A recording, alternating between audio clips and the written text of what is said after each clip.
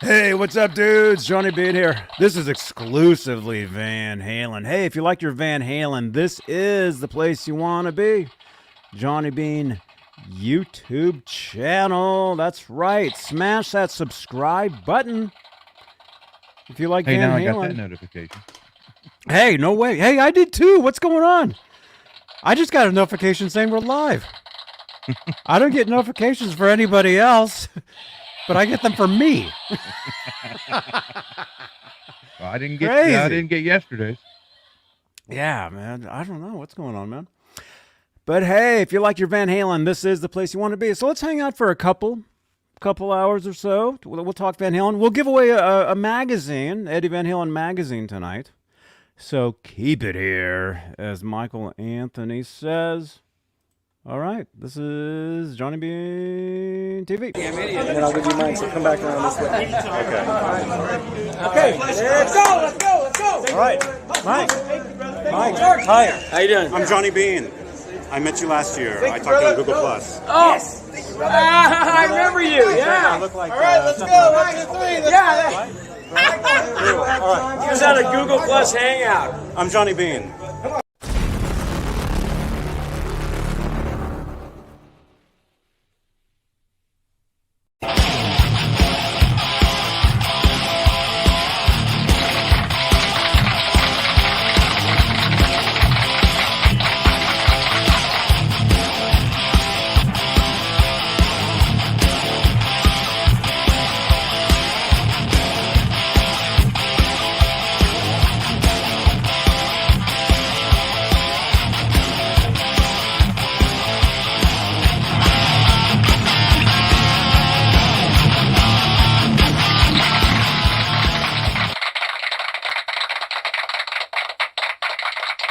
Whoa, hey now. Hello, everybody. Hey, Ron Gunner. What's up, man? Pretty good. Not much. Just hanging out. Very good, man. Hey, you guys, by the way, thank you, Michael Anthony, for the I like awesome, that one. That one. awesome intro. Actually, this is the intro right here. Hey, this is Michael Anthony right here, and you are watching exclusively Van Halen on the Johnny Beane TV. Keep it there. Woo! See ya. Thank you, Michael Anthony. By the way, Sammy Hagar and Michael Anthony, they're going on they're doing like a rock cruise coming up. I heard about. So if you guys are, if anybody's gonna go to that, let us know. Is it called Rock the Boat? I don't know. It is something. I know. I'm trying. There's a bunch of bands. It's not just them. It's a whole bunch of bands and stuff. It looks pretty cool. But hey, you guys, Johnny Beane here, Ron Gunner. This is exclusively Van Halen. It is February 13th, 2024. You know what that means? You know what tomorrow is? Oh, Valentine's Day. Van Halentine's Day. Thank you. We'll be here all week. Yeah, so we'll be celebrating Van Halentine's Day tomorrow. That's right. Well, yeah, but see, Valerie's not returning any of my calls, so I don't know what the hell's going on. Mm-hmm. Well. But hey, what is today? It's it's February 13th, 2024, 8:12 p.m. 812. Hey, this is OU 81 Tuesday, Johnny Beane YouTube channel. OU 81 Tuesdays, 8 p.m. Eastern. We talk all things Van Halen. That's right. 5:12 p.m. Pacific out here in Santa Cruz, California. And let's make this a real show. Let's say hello to the top tier of channel members here on Johnny Beane YouTube station. Channel membership is a great way to help support the channel and support these shows. As you guys saw, I was live yesterday. I was live the day before that. I was live the day before that. I was live the day before that. I was live the day. We're live almost every day here. And it's not funny. Technically, you've been alive for years. Technically, I've been alive for 29 years. I didn't know which it was. That's why I didn't say how many. I just said years. Yeah. But channel membership is a great way to help support these live shows. And the top tier are the executive producers. And they're currently Sherman Callahan, Michael B. Live, CC, Nova 9, Michael Smith, Music Therapy, Laz. We were hanging out yesterday. He actually bought me ice cream. It's true. That's true. So It wait was a minute. cotton candy flavor. He pulls up in a white van and buys you ice cream? Yeah. That van. Yeah, he should be on a list somewhere, right? He's on the list right here. Oh, well, there you go. Yeah, Music Therapy Laz. Thank you so much for the cotton candy ice cream yesterday, man. Our Habs were like Patty Dill, Fairfield Guitar Co. That's Lewis. Majestic PB&J Cat, Guitar Man 45, and Janice Lala. That's the top tier of channel members. Johnny Beane YouTube Networks. If you'd like to become a channel member, click that join button below. Get your name in green in the chat, like Janice Lala, like Ron Gunner. Hey, thank you, man. Like the Axe. I see you guys in the chat because you guys are channel members. But if you'd like to help support in other ways, because we have a lot of new people here, man. We got something like 300 new people since the NAMM show. Or the NAMM shows, where we racked up something like 20 hours of live content and something like, I don't know, 30,000 views or something. Wow. Yeah, a lot of stuff. So we have a lot of new people here. But if you'd like to help support this channel, I mean, it's, it's cool. Super Chats is the way you can do that. And the cool thing about Super Chats on this channel is they change the color of my lights. So if you look behind me, you see what's called the Guitar Noir. This is where a lot of guitars hang out. There's prizes. We're actually giving that one away at some point right there. And probably that one too. No, actually, that was a gift from a viewer. I'm not giving this one away, but this one I'll give away right here. Those lights you can magically change. Get your question or comment highlighted in the chat here on YouTube, wherever that is, however you guys are watching. Are you guys watching tonight on mobile? Are you watching on desktop? Let us know in the chat. But there you go. There's that. What else? What else do we normally do here? I don't know. Let's see. We're live on Facebook. Johnny Beane Facebook page. We got 6.7 thousand followers. Facebook stars you can help support over on Facebook. And speaking of Facebook, I actually updated this stuff. We're live in the exclusively Van Halen group at 63.1 thousand. What is that? 63,100? Yes. Is that what that is? Yes. We got 63. Thank Yeah? you for changing that picture of that stupid outfit Dave was wearing. There you go. We're live in the exclusively Van Halen group, talking Van Halen tonight at 63,000 members. We're live in the EVH Gear Fans Live group at 3.4 thousand, whatever that means. We're live in the Johnny Beane group at 1,100 members. Thank you. We're also live on Twitch. And we're basically everywhere. You can follow us. You can listen to this. This is a podcast on iHeartRadio, Spotify, Stitcher, TuneIn, Amazon Music, Apple Podcasts, and you can actually watch these videos on Spotify. The quality is excellent.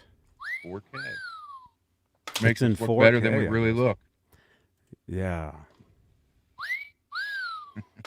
We look really good. So, and hey, if you want a personalized video for your brand or business, hit me up on Cameo. At Johnny Beane. So, hey, can you explain that, please? I was going to ask you before. What Cameo? Yeah. I mean, what? It's basically, it's a video. Somebody writes in, hey, I want a video. I want a shout out. I want you to say hi to my cat. Oh, okay. And I basically record a video saying hi to your cat. Okay. So it's pretty cool. There's actually a link for that. By the way, the links that you see in the chat, if there are any links in the chat, if Nightbot is here, oh yeah, there they are.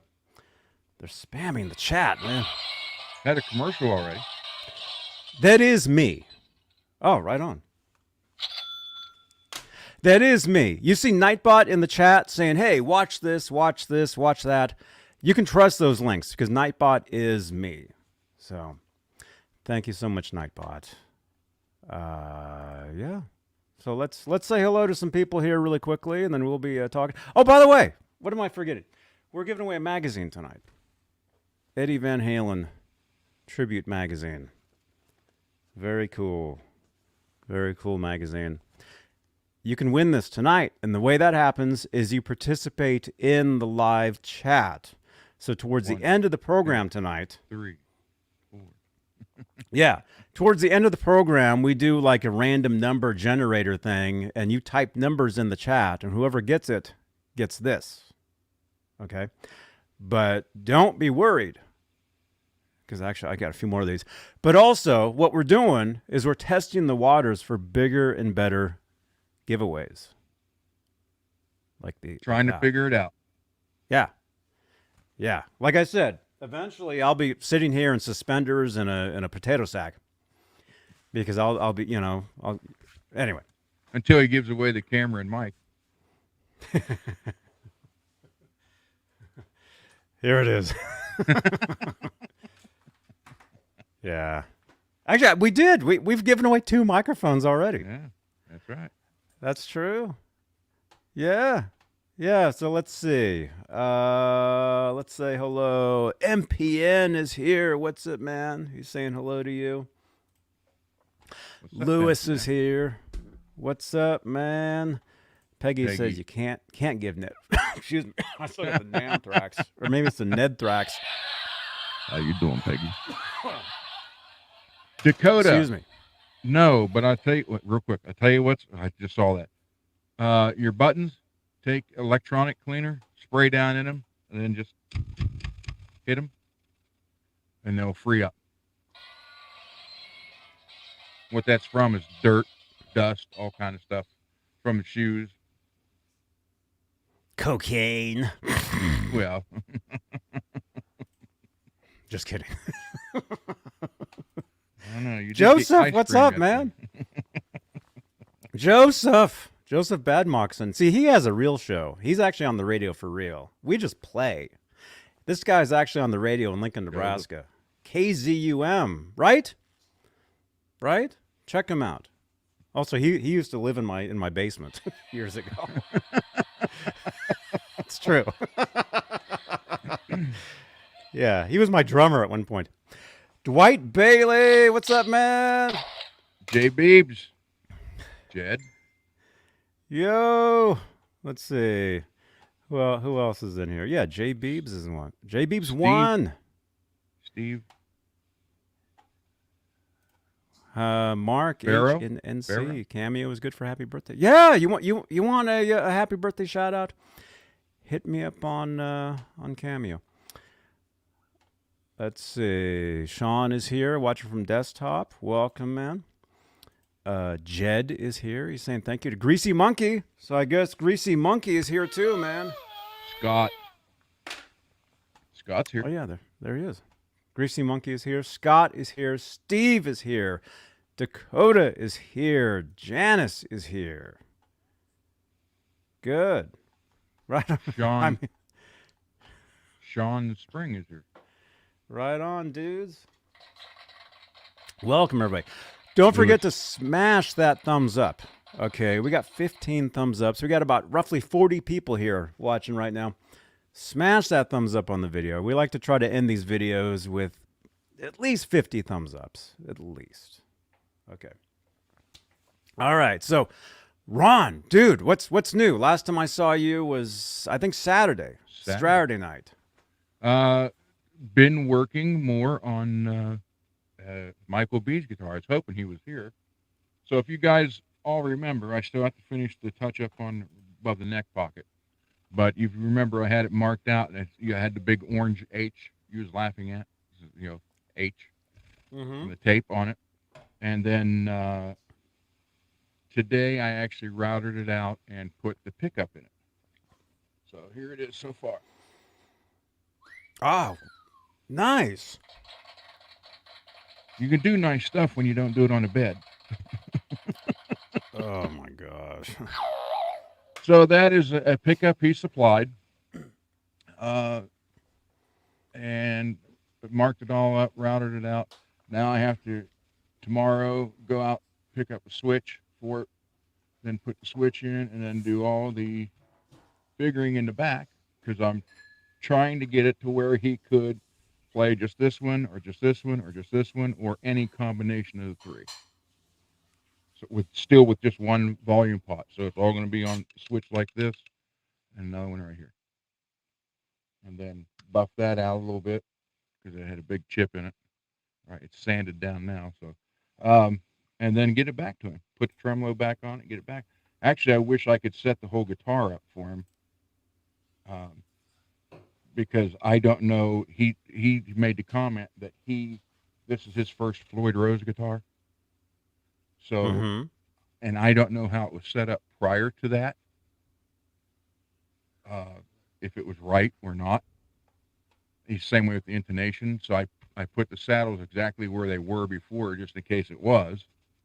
But height-wise and neck, I mean, I don't know if the neck needs a shim. I have no idea. So I kind of hate sending it back like this to someone who's never owned a Floyd before. But that's what I got to do. But anyhow, I thought it turned out nice. Not very many Night Swans have a neck pickup in it. No, you never see them with that. So that's definitely an upgrade. That's awesome. So wait a minute. So he sent you the body by itself? Just the body. So he took it apart, sent it to you. You put the pickup in. You're going to send it back, and he's going to put it back together and set it up. Mm-hmm. Okay, there you go. Yeah, Mikins, I know. That's an old joke from years ago. Is that a Buddy Guy Strat? Because we used to have a guy on the show here who had a polka dot guitar. And in the comments, it drove the guy crazy. It was always, is that a Buddy Guy Strat? And it was a running joke for years on here. So Mikins remembers that. And it wasn't the Buddy Guy Strat. Lewis, I don't know. I mean, it's a Kramer Night Swan. That's a factory finish.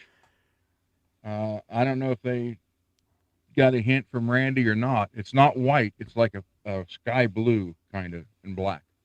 You can't really tell here, but. Mm-hmm. Well, isn't that a signature model? Yes. Vivian Campbell. And who's the other guy in that band? Adrian Vandenberg. Hey guys, it's Adrian Vandenberg. You're watching Johnny Beane on TV. Thank you, Adrian Vandenberg. And another thing that Kramer did, or whoever, Gibson, because I thought, well, I'm going to have to drill a hole through here to run the wire for the neck pickup. So when I looked at it, if you look right here, in this corner, there's already a hole there.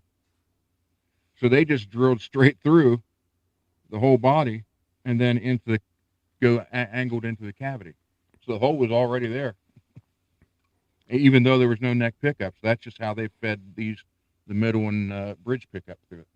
Mm-hmm. One long drill. Mm-hmm. So yeah, because there was no route. There was no neck pickup route. So we just run that out. But I think it turned out pretty good. Nice and straight. Yeah. I like that, man. No chip paint, no big chunks flew off. And it's going to give him a different sound at least, so. There you go, man. Very good. Is he here? Who is it? No. Michael B? Yeah, he's not here. Not that I know of. Janice, can you send Michael B a tweet? Janice is very good. Right on. Mikins is watching on the iPad tonight. Lewis says sneaky. Commercial. We're getting commercials. See, all that does is help. Commercials actually help. Oh, I know. So you guys. Okay, so this is the Van Halen show. That's a Kramer guitar. That's a Kramer guitar. That's right. You know. All right. So you guys, in the chat, do you have any Van Halen questions? We'll take some questions today. I know a lot of times we go and we read stories and we kind of miss like a lot of your chats. Do you have any questions? Is anybody listening to Van Halen? Are you listening to anything on your iPads or your CDs or your iTunes or what's the iPods?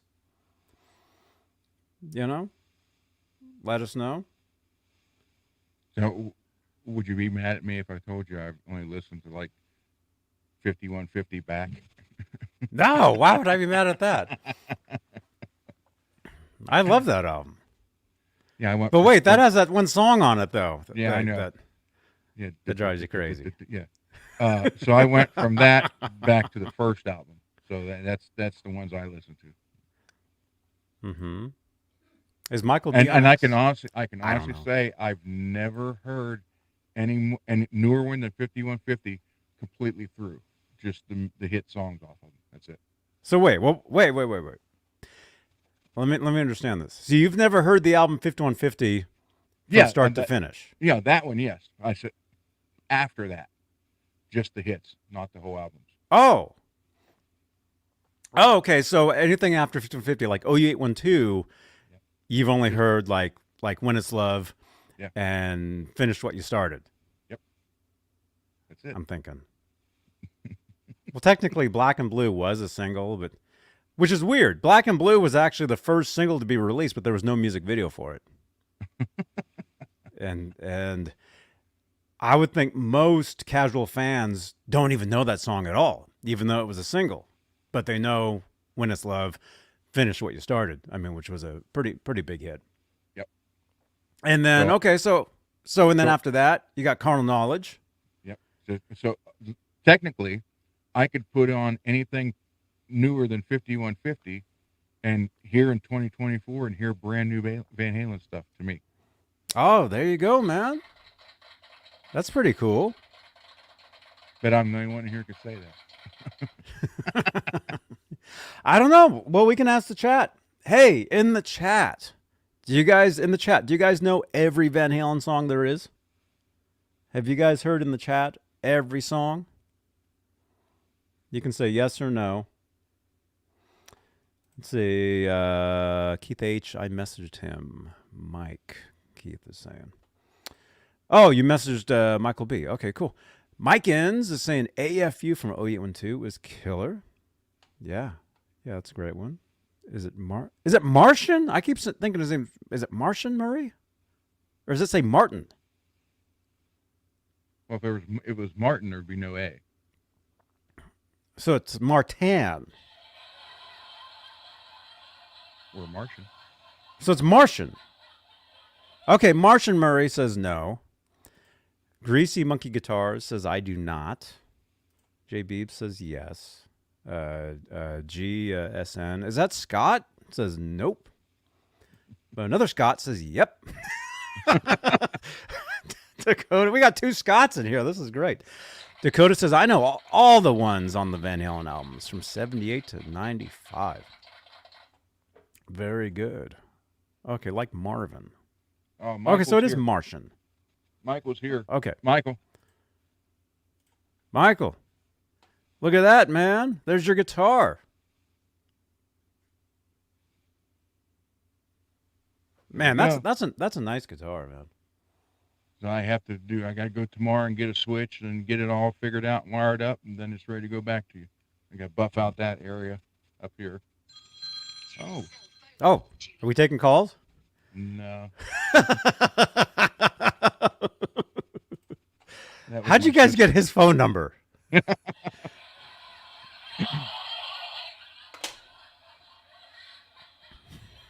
Actually, there is a phone number down below, 415-952-3263. I don't know if we'll take calls, maybe, but you can text that number. So that's a pretty good thing. Gene says it's a beauty, talking about that guitar. Mark H. I'm proud of it. It turned out nice, real nice. That's really nice. It looks like it was meant to be there. Yeah. There you go, Michael B. There it is. I'm trying to get so the. Yeah. Michael. Yeah, it's so shiny. That's cool though. But yeah, look at that. That you you put that pickup in a really good spot there, where there's not too much taken off the top or the Yeah. or the bottom. And that's, Michael, that's what I was telling you before, because he had a Telecaster bridge pickup that he kind of wanted in there, but those got the bigger bottom plate, Yeah, and there's no room. Yeah, there's not No. enough. I mean, I could have did it, but it would have been paper thin on each side, between, right at the, you don't want that where the neck is. So Nah, you don't. Thimker, what's up? Hi, On Thimker. Twitch. We're live on Twitch, you guys. Okay, and this is something, if you're watching this on Twitch, this is a pretty cool feature. All right, I'm going to tell you guys this. On YouTube, you can't see this. Not yet. I may. Oh, no. Oh, wait, I don't mean that. Michael Be Live, thank you. I think my keyboard just broke. I just heard the noises in my headphones for the connecting and unconnecting. I've been having problems with this keyboard and mouse. They're both like breaking on me. So I might have to like unplug. Okay, the mouse is still working. That's good. Okay. Thimker. Okay, hang on. Let's do this first. Michael Be Live. Thank you so much, man. See, the lights changed. Thank you, dude. Thank you. Thank you for all your support, man. And yeah, you're getting a cool guitar. Very cool. Very cool. Okay. I'll explain this, and then we'll get into some Van Halen something. Okay, on Twitch. This is a pretty cool thing, you guys. If you guys want to open up another browser, you can jump over to Twitch, and what you do is you watch. Oh yeah, my keyboard is broken. My keyboard's not working. Dang it. got backup. So, yeah, I got 3 other backups that are all just as broken as this one. They keep breaking on me. They're trash ups. Yeah. So I can't type anything into the chat. You guys are gonna have to help me, okay? ! Twitch in the chat. If somebody could type that into the chat. That'll give you guys the link to the Twitch channel. What you can do, if you're watching this on Twitch, what you can see that, Mikens. What you can do is you can actually play YouTube videos during our video. And you're thinking, what? That makes no sense. Okay. Thank you, Ron. Okay, if you're watching this on Twitch, actually, we can actually just show it, I think. Okay, this keyboard over here works. I've got a laptop next to me. Let's do it this way. We're live on Twitch. Oh, there we are.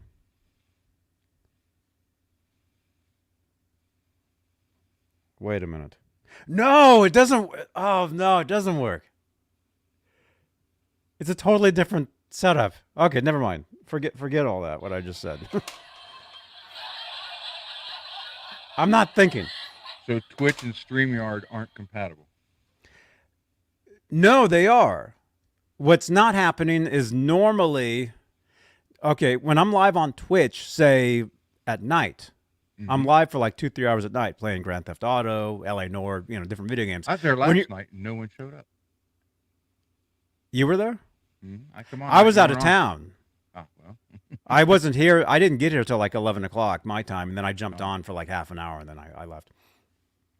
What you can do is when I'm live on Twitch at night, like let's say after this, you'll see me sitting on the screen. You'll see me there, and you'll see a TV set next to me. What you can do is you can play YouTube videos on that TV set while I am playing the video games. It's pretty cool. Yeah, it's neat. And it's an old 60s and 70s style TV, too. Yeah. Yeah. And Mikens knows about that. Wait, Mikens, are you playing videos on there right now? Because Mikens is over on Twitch. He's 40. That guy's not 47. It's another joke. You have to watch our streams to get a lot of these. Oh, so it did work? There's no TV set sitting there, but you were able to play a video on the stream? Okay. All right, so I guess it still works, but there's no TV set. Wait, no. What? He's saying yes, and then he's saying no at the same time. I don't know. Yes, he was able to play, and no, there was no TV. Okay. All right. What I need to do is I need to unplug my keyboard and plug it back in really quickly to try to get it to work because it's not doing nothing. Yeah, it's broken. It doesn't play, but it accepts. Oh, okay. Okay, so during these shows, that feature doesn't work yet. But during the later shows when I'm on Twitch, the feature works.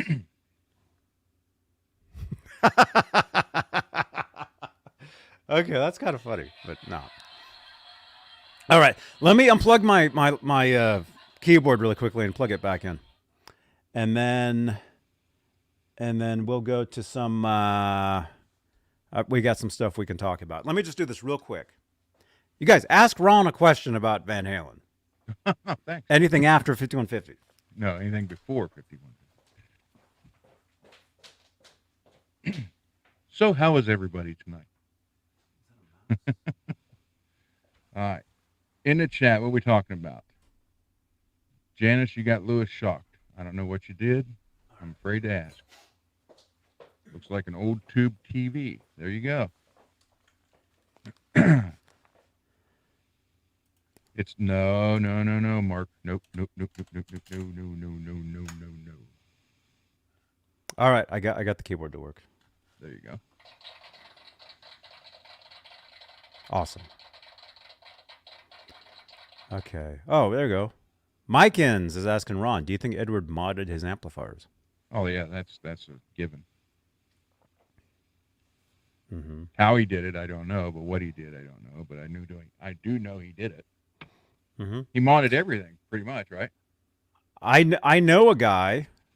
I know a guy that knew the guy that modded his amps, and he got to play one of the test guitars.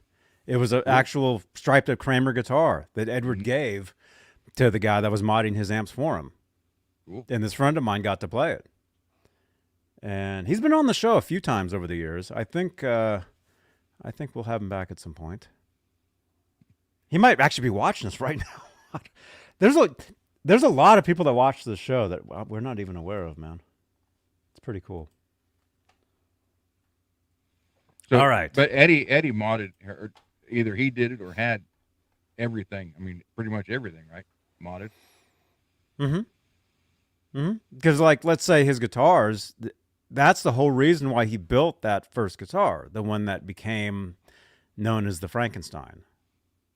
See, originally it was just a natural-looking guitar. I can show you guys a photo of it if I can find it. Let's see if I can find a picture.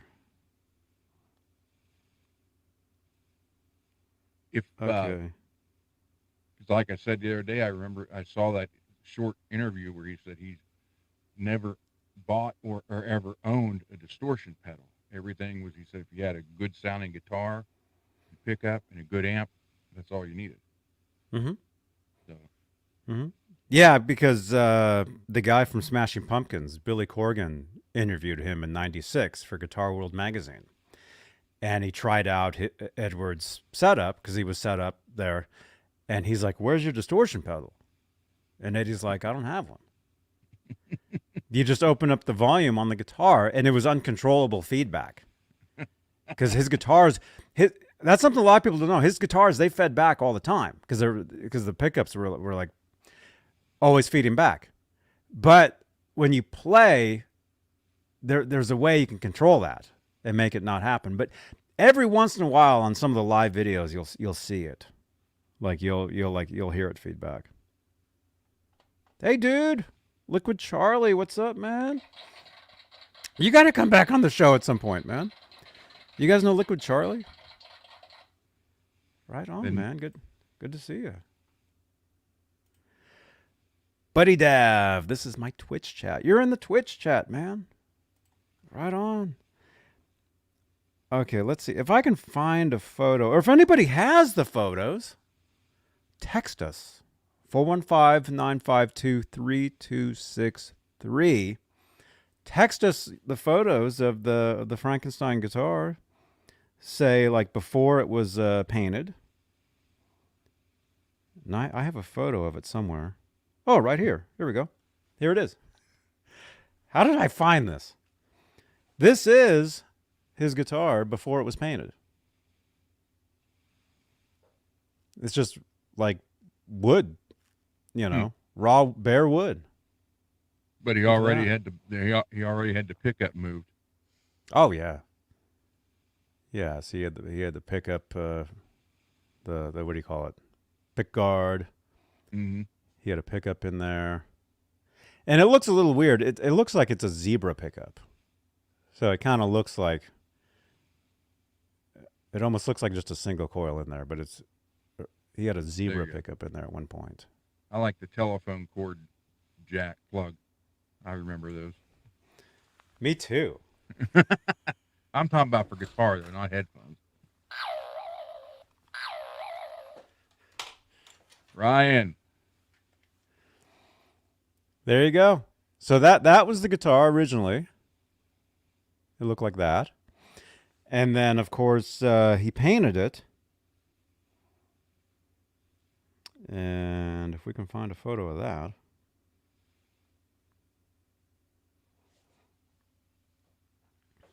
Well, you guys know, the black and white guitar. Right. Lewis, that's more of a question for Johnny than me. Hang on.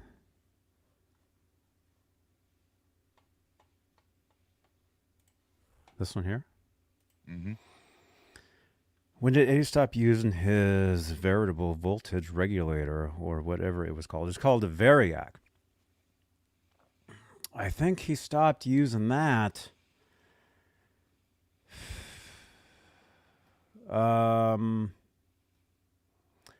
Technically, he stopped using it when he stopped using that amplifier, his main Marshall amp.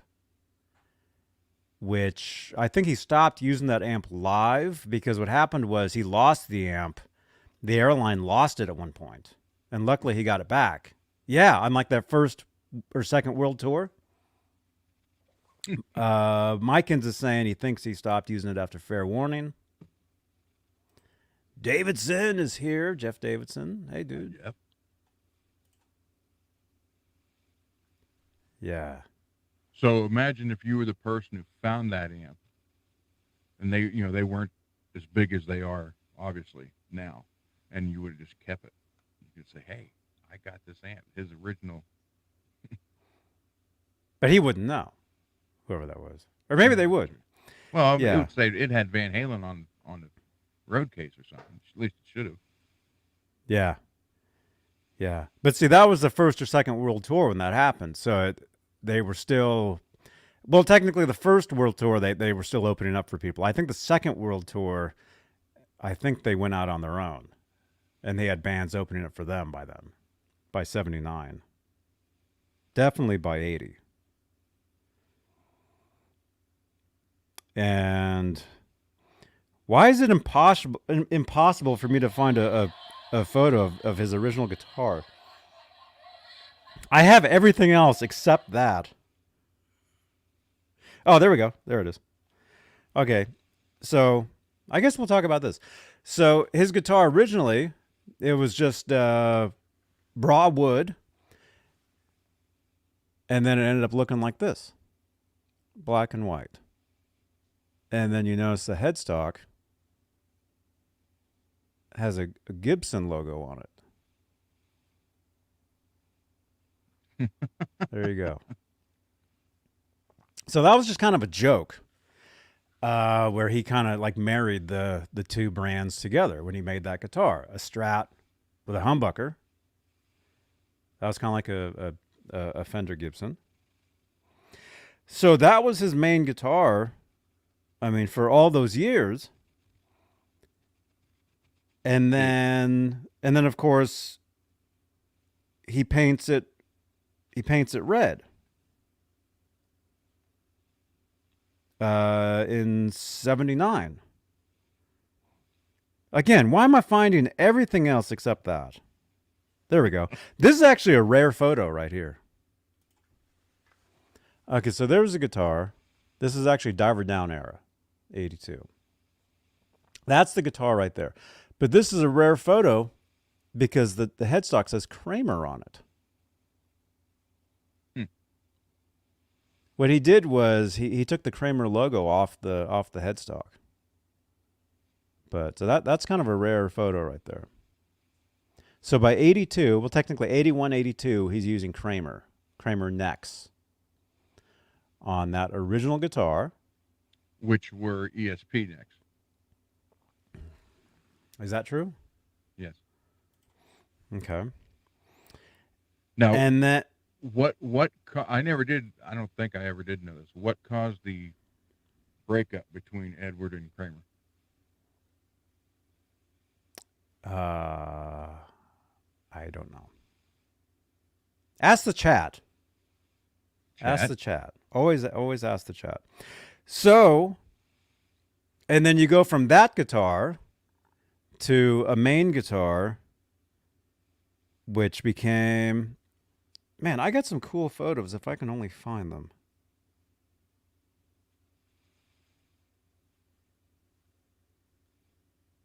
Which,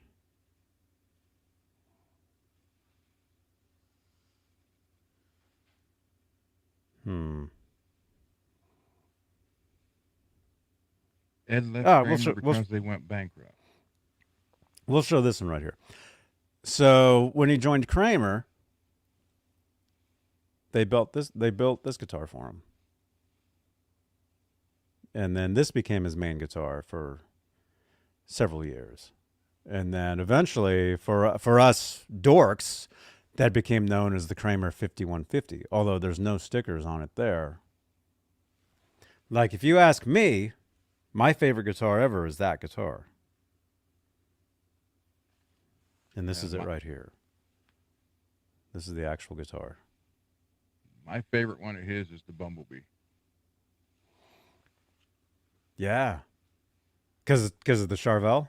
Well, not only that, but I like the colors. Yeah. Yeah, I always like that one too. But the red, black, and white, there we go, was always my favorite. That color combination, the red, black, and white. Anything that looked like that too, because he had tons and tons of backup guitars over the years that he would play, such as like this one here. This is during 5150 tour. That's like a different guitar right there. And so like anytime I would see a photo of a guitar that wasn't his main guitar during those later eras, or like this one here, it's like super cool. I mean, to me, super cool to see that stuff. And then you know, you see, you know, him backstage here, and then you see all his guitars back there. What's the one with the black headstock? That's I think that's a trans trim.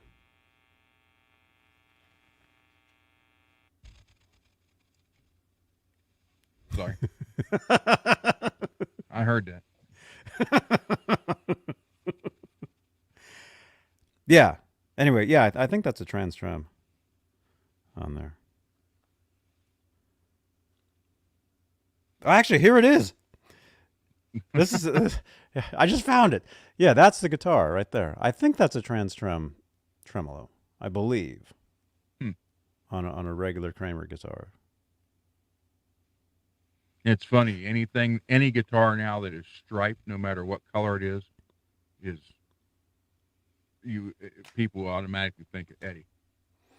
Oh yeah, because that became his look.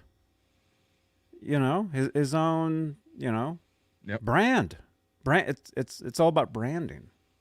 And that's just like Lewis said about this one. Randy Rhoads influenced. But you know, when they see polka dots, they think of Randy. They see stripes, they think of Eddie.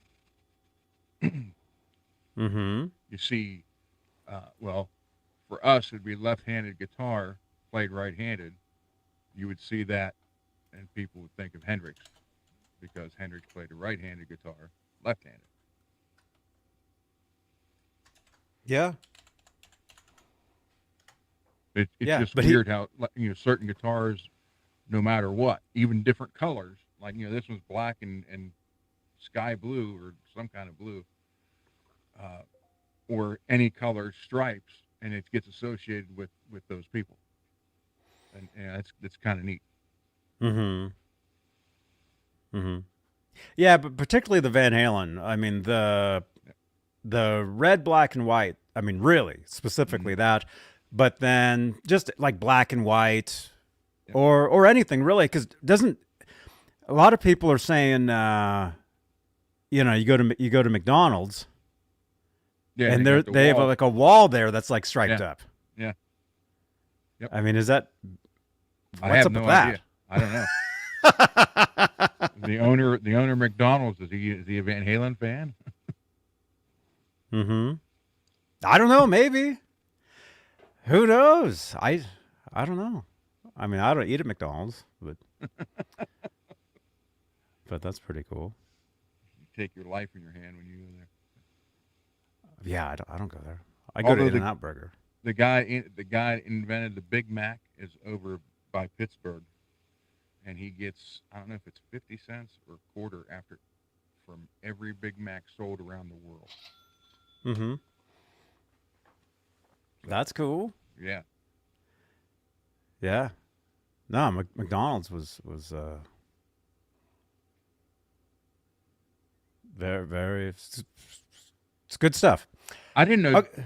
Well, okay, go ahead. Never mind. Welcome to McDonald's talk, you guys. We talk all things McDonald's, and this does tie into Van Halen. There are photos of Van Halen eating McDonald's. Did you know that? Yeah, the one they got the winter coats on or something. Van Halen McDonald's. Yeah. Yeah, the one where they have the winter. Wasn't that Kansas City or something? Where is it? Let's ask in the chat where that was. It was some there. It was somewhere. Let me see. It was Missouri. It was Missouri. Yeah. That's like the first tour or something. Eating that. But then also, well, this, I don't know if this will even come up because this is kind of rare. They did a photo shoot. Oh, here we go. Okay, here's one of them. They did a photo shoot while they were in Japan, and they were eating McDonald's. There's like McDonald's all over the place. They did like a food fight. Oh my gosh.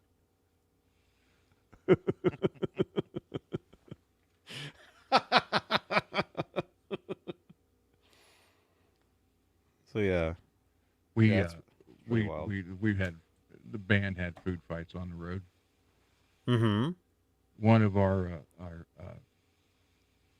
head roadie guy was like 6'8", probably weighed close to 400. And does anybody remember the Big Boy restaurants? I don't know if Bob's you had Big them out. Boy? Well, they were all here. It was Always Big Boy, and then there's The one with the big guy? Golden Hamburger. Yeah. It was whoever had the stores. That was what was something Big Boy, but it was Big Boy restaurant. We went there one time and they had breakfast, and it was all you can eat. And we sat down at the table. We're all sitting at the table, and Josh comes back with the whole silver tray of sausage links and sets it on the tray on his plate in front of him. And the lady comes up and goes, You can't do it. He said, it says all you can eat, right? She goes, yeah. He goes, you better get another damn tray out here. Oh, he took the entire. He grabbed the entire. Yeah, the whole silver, and he ate them all. Oh He ate my every one of gosh! them. Burger Chef. Ouch. Burger Chef was great. So this is Tuesday. Was it food. Burger Chef? Yeah, I think Burger Chef. They did a promotion for Star Wars, Because when I was a kid, I had these Star Wars posters. They weren't Burger King. They weren't McDonald's. I think it was like Burger Chef. Yeah, Burger Chef was great. They had the best fries and everything. I have no memory of eating there, but what was it? The Big Chef was the big sandwich. I don't know. I didn't know Denny's was around since the 60s. Uh-huh. I didn't know because I was watching on YouTube last night, matter of fact. It was a thing on the monkeys, like an hour and a half of their history. It showed their screen test and everything. Mm-hmm. And when they all four got picked, the producers suggested that they all go eat for the first time as the four group as the monkeys. And Davy Jones says they're in L.A. and they go to a Denny's and sit down.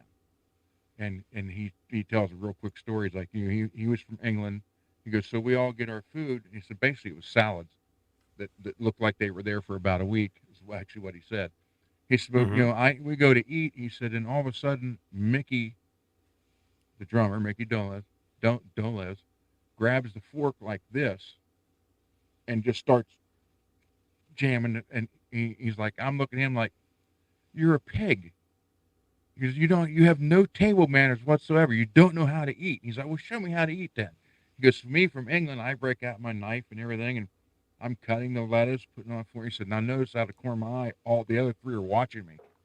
He goes, so I go through this whole thing like it's, this is the proper way. So then I just put the fork and stuff down and grabbed it by the handful and just shoved it in my mouth. So which turned into a food fight in Denny's in L.A. Oh, my gosh. That was 1965 or 66. That's cool, man. But I was just shocked that Denny's was around then. I didn't know it was that old. Oh, sure. Yeah, a lot of those restaurants have been around for years. All that stuff. We ate at Denny's down at the NAMM show a few weeks ago. I didn't know this. My mother informed me that when I was 4 years old, or 4.5, I saw the Monkees live in Warren, Ohio. Mm-hmm. I didn't know that. In Warren, Ohio, 1969. I guess some kind of festival. I don't remember it at all. Oh man, that'd be cool to remember that though. So technically, that was my first concert. There you go. That's cool. That's cool, man. Mark H. in NC sends us in a text message here. Oh, yeah, I saw this, man. He says, here's a photo taken inside 5150 of a bunch of the guitars. Uh-oh. Yeah, I saw this, man. I saw this on Facebook. Somebody that knew somebody that was recording at 5150 back in the early 90s took this photo. Cool. So there's... And now Wolfie owns all those, right? Oh, yeah. Yeah. Oh, and more. I mean, this is just one section. Yeah, didn't he have like a whole... Well, I don't know how big the warehouse was, but like some kind of warehouse. We're not talking no 250,000 square feet, but I know it's just a big... like an extremely big garage that was just loaded with guitar. Rock Daddy. No idea. Rock Daddy, what's up, man? Jeff, I guess she was. I mean, my dad was there too, but. Oh, sure. I mean, in the late 60s? Yeah. Yeah, everybody loved the Monkees. I mean, Beatles. Yeah, the Monkees. Beatles threw them a party. Mm-hmm. When they came to England. And then in one of the Beatles videos, you'll see like the Rolling Stones and the Monkees and a couple other of the bands in the background all around while the Beatles are filming this video. Uh-huh. I can't remember what song it was. I remember seeing that years ago because I noticed Mike Nesmith right away because he had the green toboggan on. Yeah. Then you see Mick Jagger sitting there. Oh, sure, because, I mean, they were all friends. Mm-hmm. They were all around, playing music at the time. I mean, same with now. Yeah. You know, you go to a show or NAMM. I mean, I was there, man. I was just at the NAMM show, and I would see, you know, so-and-so talking to so-and-so, and oh, they're friends? Oh, cool. You know? Like Alex Skolnick. You know? Oh, yeah. Let's see if I can find this. A little slow on the button. I got 100 of these things. Yeah, I don't even see him at all. Oh, there he is. Hi, this is Alex Skolnick, and you're watching Johnny Beane TV. Alex Skolnick, which, by the way, he used to teach guitar lessons at a store I used to work at in Berkeley in the 90s, and we would talk Van Halen. You know, he loves Van Halen. I remember him telling me a story one time. I guess this would have been late 80s, early 90s. He was at a studio, and Eddie Van Halen was in the studio next door, something like that. And so he got Eddie's autograph on a piece of paper. It said, "To Alex, Eddie Van Halen." And I guess Alex Skolnick, that is, took it home, left it on the table, and his girlfriend or somebody there at the time, they found it. They're like, "What's this?" And they just threw it in the trash. Skolnick told me that story years ago. That sucks. So, yeah. I take it she was ex-girlfriend? I have no idea. Yeah, that was a long time ago, though, man. Let's see. Yeah, craziness, man. So what? We were talking about the guitar, his original guitar. I was showing some photos. I've got tons of photos, you guys. We can keep showing stuff. I would have loved to have been in the studio with, not with the entire band, but just with Eddie, just playing something in the studio, and you know, at his own studio. Just I don't care if it's even just warming up. Just that would have been so neat to be able to sit there and watch that. Man, yeah, I know people that got to do that, man, and it's incredible. But to a lot of people, you know, if you're friends, it's like, it's, you know, it's normal. Yeah, we're just hanging out, we're just, you know, jamming, whatever, you know. But oh, that would have been incredible. Or oh yeah, I mean, to be in the studio with the band, or to get them, you know, to watch them, you know, create the music or record, you know, however they did, you know, however they worked. Yeah, but I mean, if you were in there with the band while they were recording, you wouldn't have. I mean, yes, it would have been fantastic, but it wouldn't have been the same if it was just you and Eddie, and you know, talking and just listening to him and watching what he was doing and watch his process of how he was thinking, how he was trying to come up with stuff. And, yes, the band would have been cool, but that would be a completely different animal from what I'm thinking. Just, you know, you and Eddie, and that's it. And him with the guitar in his hand and the recording going, because you don't know what doesn't know what you're gonna come up with, and that just, I mean, you know, you can see video of stuff like that. There was a song. Eventually, it was released on an album called Balance, which you never heard. Not the whole album. A song called Amsterdam. You ever heard that song? Nope. Probably not. Okay. But it was a single.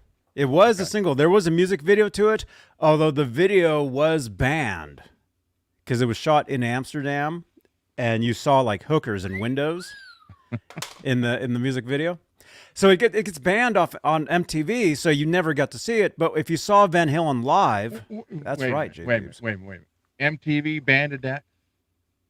Yeah. Because of that? Yeah. And as much as they promote the spring break and the teen moms, and they banned it because that was later, though. That was later. Oh, okay. That was much later. MTV banned Van Halen's one of their first videos for the song Pretty Woman in 82.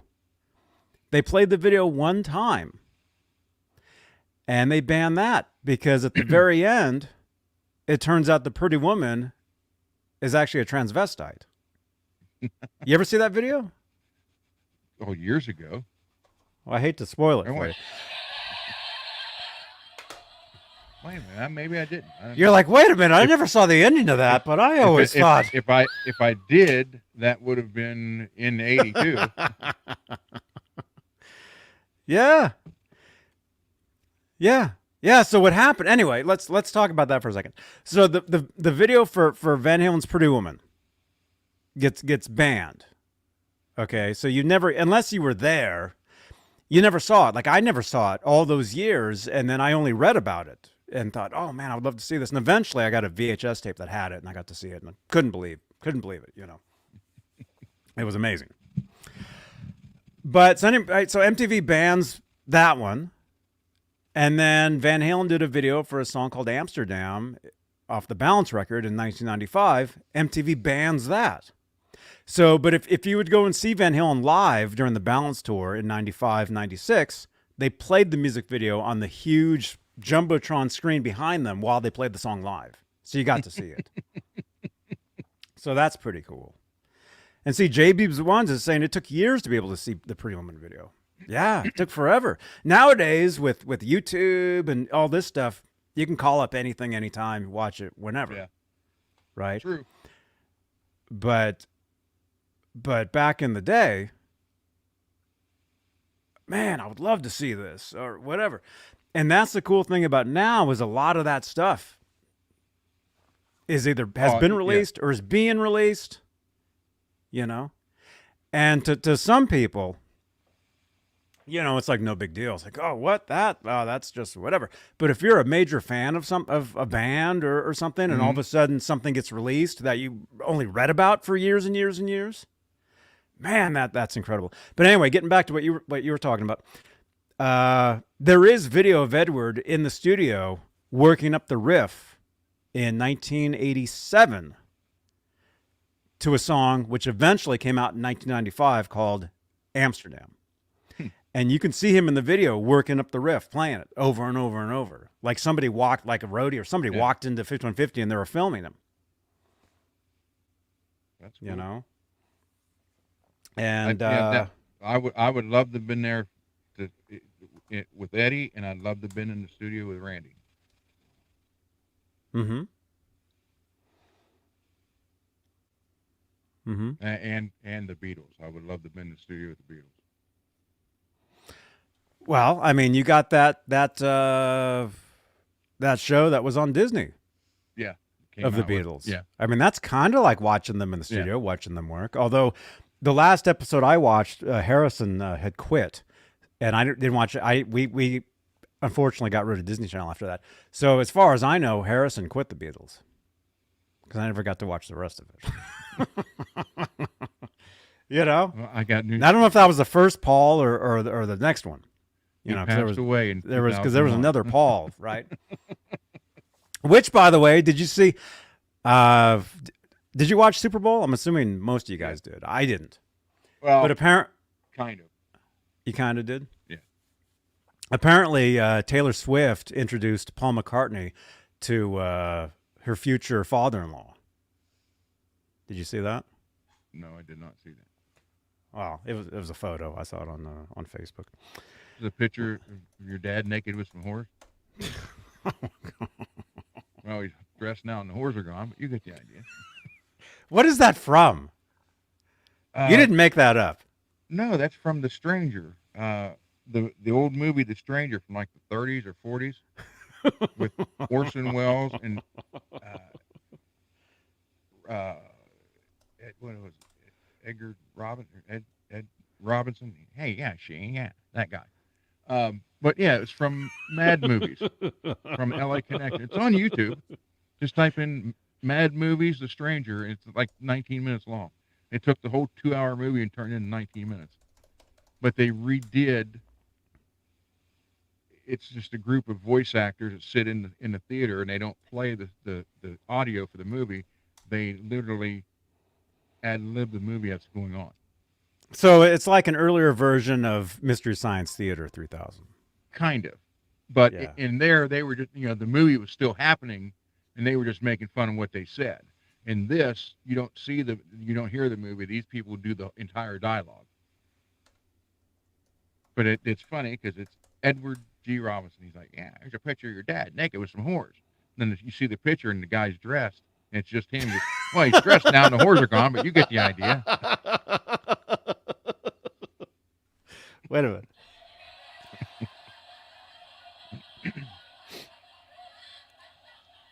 So yeah, it was it's funny. If you like that type of comedy, they're all of them are on YouTube. Just look up LA Connection Mad Movies. Yeah, But that sounds particular one, crazy. they're all like 19, 22 minutes long. Mm-hmm.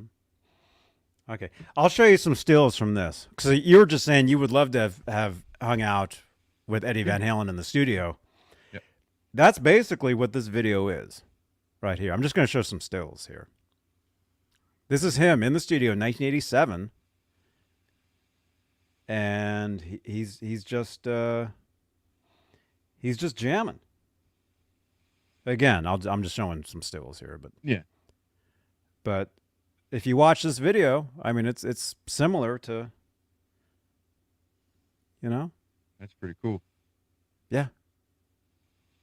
Yeah, and he's playing a different guitar too.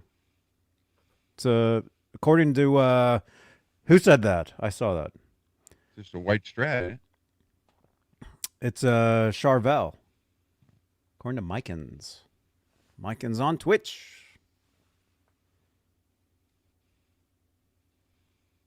Yeah. Yeah, so there is behind the board. Yeah, I mean, Right. just be able to sit there and maybe he tried something like, what do you think of that?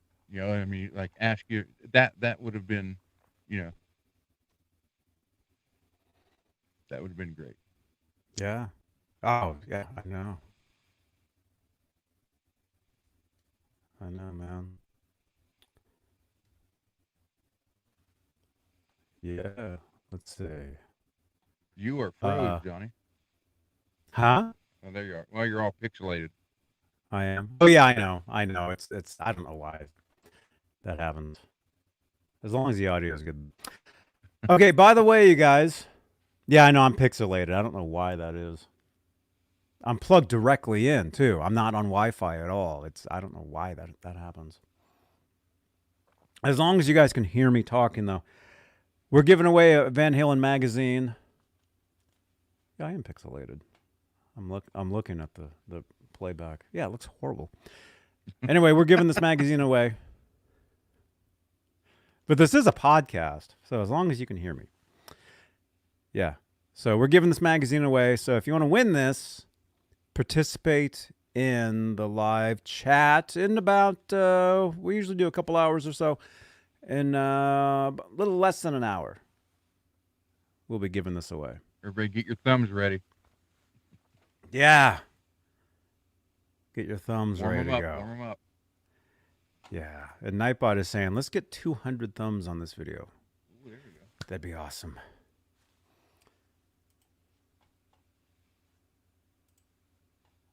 Oh, Yeah. hey, everybody in here knows that I cannot stand Pink. If you followed it, I think she's great. Well, no, her I like. She's got a good voice. The color Pink I don't like. Like your lights behind you. But anyhow, if you followed this show for at least the last 2 months, I don't like that. So what comes my way? I'm going to show this real quick. It's guitar oriented. Here is a made in Mexico Telecaster. Fender Telecaster. Heavy as hell for one. It's heavier than a Les Paul. But if you look, you will see here,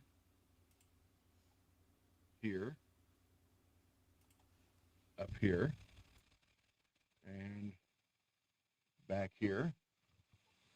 And the back section back here looks like it's got crushed, and it's starting to peel around the string ferrules. And so this guy drops this off and says, hey, I want you to take this guitar and strip it down and paint it shell pink and then relic it. So I'm going to take this beautiful Telecaster and paint it. He brought the paint. It's the lacquer. It's shell pink. And I sent, this is kind of what he wants done to it. He said it doesn't have to be exact. Way, Mikins.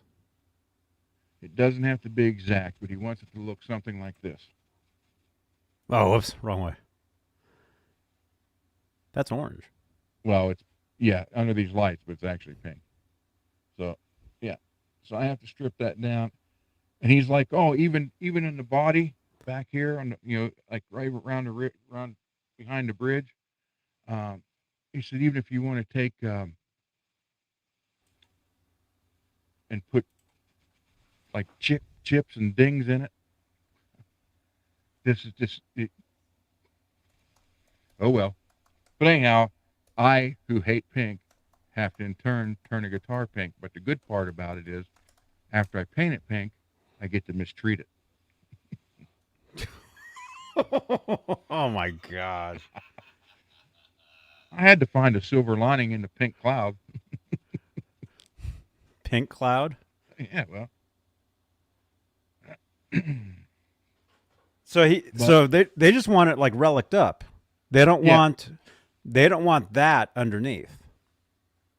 No, they that want finish at all. Yeah, they want me to take that complete finish off, and repaint the whole thing, and get it. I mean, he's even like, well, I know you don't like the Relic guitars.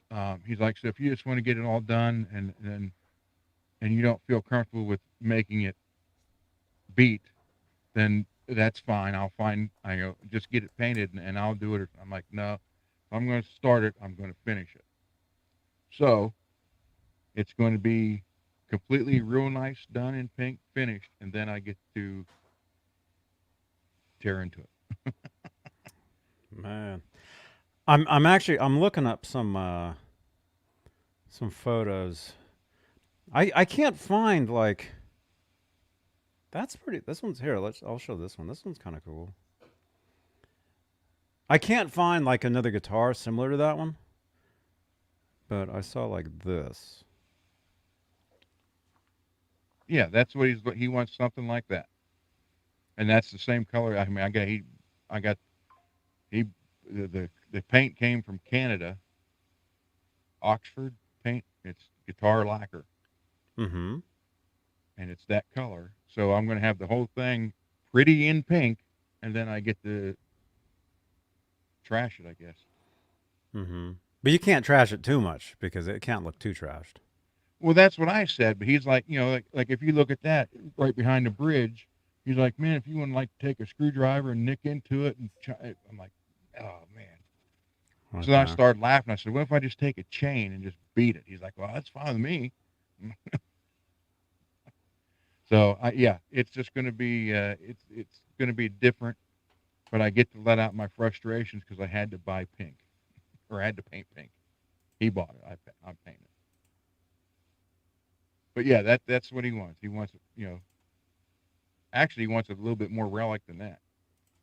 So I think that one looks pretty cool. I like that. We'll see how it turns out. Oh, that's a Fender Custom Shop, that one. Yeah, put the bottom of that one with the gold right there sitting. Yeah, this one? No, the other one, other side. This one? No, clear over on the other side. That one? Put the bottom of that one with the top of the other one, then you got something what he wants. I don't know. That's kind of gross. That's kind of ugly.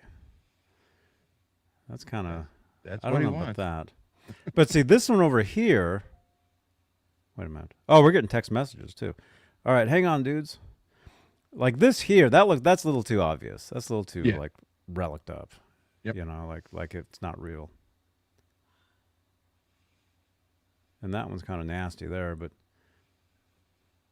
that one looks kind of like it was played a bit. Mm-hmm. Like that one was possibly like. Oh, you he's know, like he's like even on the back, like belt buckle rash. I want all that stuff. I'm like, okay. Look at that heavy Relic. Yeah, that's a Fender custom shop 52 heavy Relic, shell pink, Yeah, I got a whole can of it over there. $2,000, almost $3,000 for that. That's pretty cool. And by the way, I know this is the Van Halen show. Well, I can actually tie this into Van Halen somehow. Did Eddie Let's see. play pink guitar? He did. He did. But he actually played a Telecaster. Jeff T. Here, check this out. He actually played and this is cool because we can actually say a couple things here. Okay, so here's Eddie playing a Tele.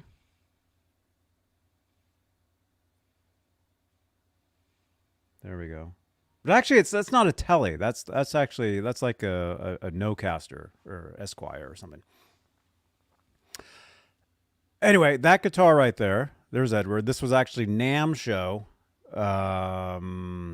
85, like summer NAMM in Louisiana, I believe. Our buddy Steve Rosen. Who wrote Tone Chaser, this book. He was there. He went along with him on that trip. You can actually read about that trip in this book right here, Tone Chaser. Okay. Anyway, that guitar right there belonged to Seymour Duncan. And I want to say happy birthday, Seymour Duncan. His birthday was a couple days ago. Seymour Duncan. And that's the magic word. There we go. Hi guys, Seymour here at the NAMM 2019 with Johnny Beane. We're having a good time and enjoy. Yes, everybody. Seymour Duncan pickups. They're the best. They are the best. Happy 73rd, Seymour. They are the best pickups. Yeah. So You see? I assume that Telecaster didn't have a DiMarzio in it then.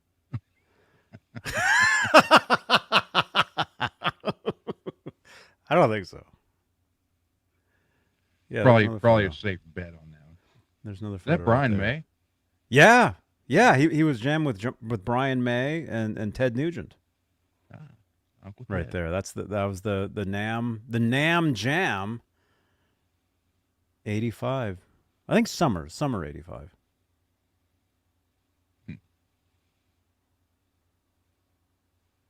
Yep. Is there a hidden pickup under the pick guard, or is it just a humbucker? Well, you're talking about that Tele. That I don't think it's even a humbucker. It's a Tele pickup. I don't think there's a pickup in there. And who knows? Does anybody know? I believe this guitar, it belonged to Seymour Duncan, but I think it belonged to Jeff Beck. Like before that. Does anybody know the story of that? But if you look real closely at that picture, right where a neck pickup would be, look at the strings. You can almost see an outline of like a solid black, like they have the chrome lipstick one, where you don't see the poles. Look like it almost like a solid black. huh? Almost in between the last fret and his finger. Okay. Between the last fret and his finger, almost halfway, a little bit closer to the neck, you'll see like a shadow on the 3 strings. Your 3 lower strings. Well, the thing is, look how pixelated that photo is. Yeah. Because that's from a print. That's from Guitar World magazine. So I wouldn't. I mean, look at the just all the pixelation and stuff. Like you're seeing that down here is what you're seeing.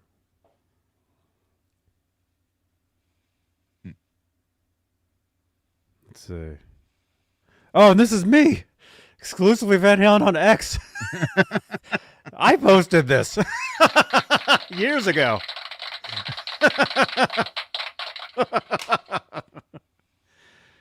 Cool. Uncle Ted can be a handful, but he's a trip. There's another photo of Edward playing a telly. That's there. A different one. This is Telly Talk. Yeah, that's Chrissy Hines' guitar from the Jelly Pretenders. Tuesday. Yeah. Yeah, there's another one. That's a Ripley. Steve Ripley. And wait a minute. There's another photo that was actually released from this. Right here. That's good thing that guy's wearing socks standing behind Brian May.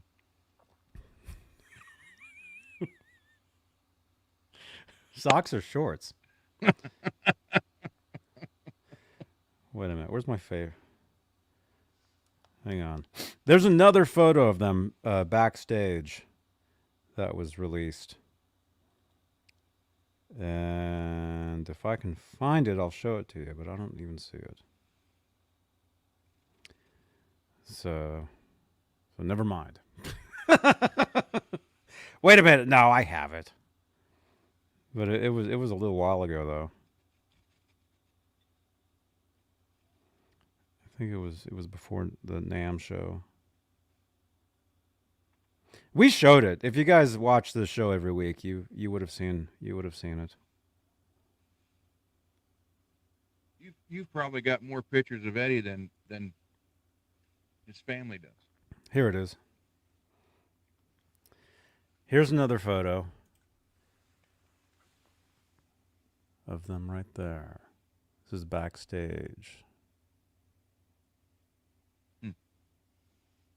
There's Edward. This was 1981. It's pretty cool. Is that the leather blue jeans with the leather patches? No. No, I don't think so. But Mark H. has never been a fan of Telecasters. He's saying. I love Telecasters, man. I love them.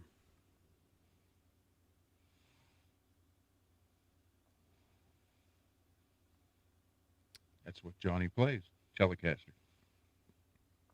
That he beat up and stole from some Berkeley student. Mm-hmm.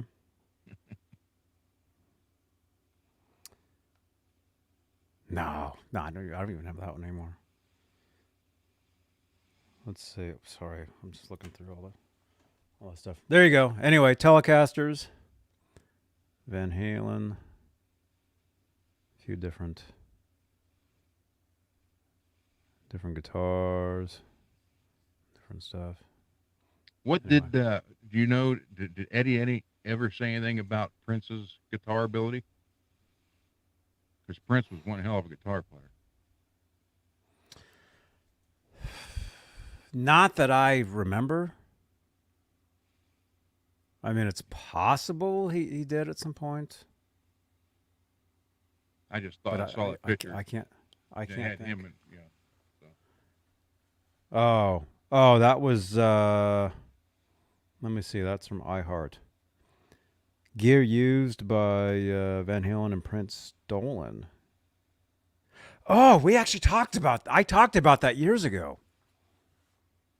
I talked about that on the channel here years ago when that happened. That's what that is. Okay.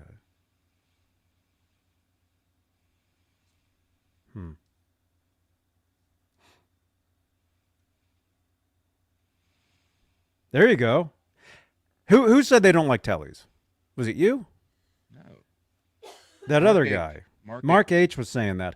Mark, what do you think about this guitar? What do you think about this one?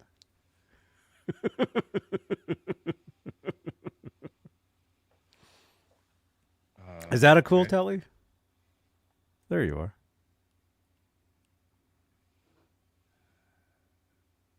That's pretty wild. But what's going on right here? That's just a print. There's like some of like the Floyd down there, and I don't know what's going on there. Yeah, it's like they just took a That's part not of a Floyd. Well, this is just a print because there's the quarter. That's the quarter. That's the Floyd there. That's the Floyd down there. I think this is just like a print of like the image on this guitar. What are those types of bridges called? That's a Telecaster. Almost like they photoshopped that.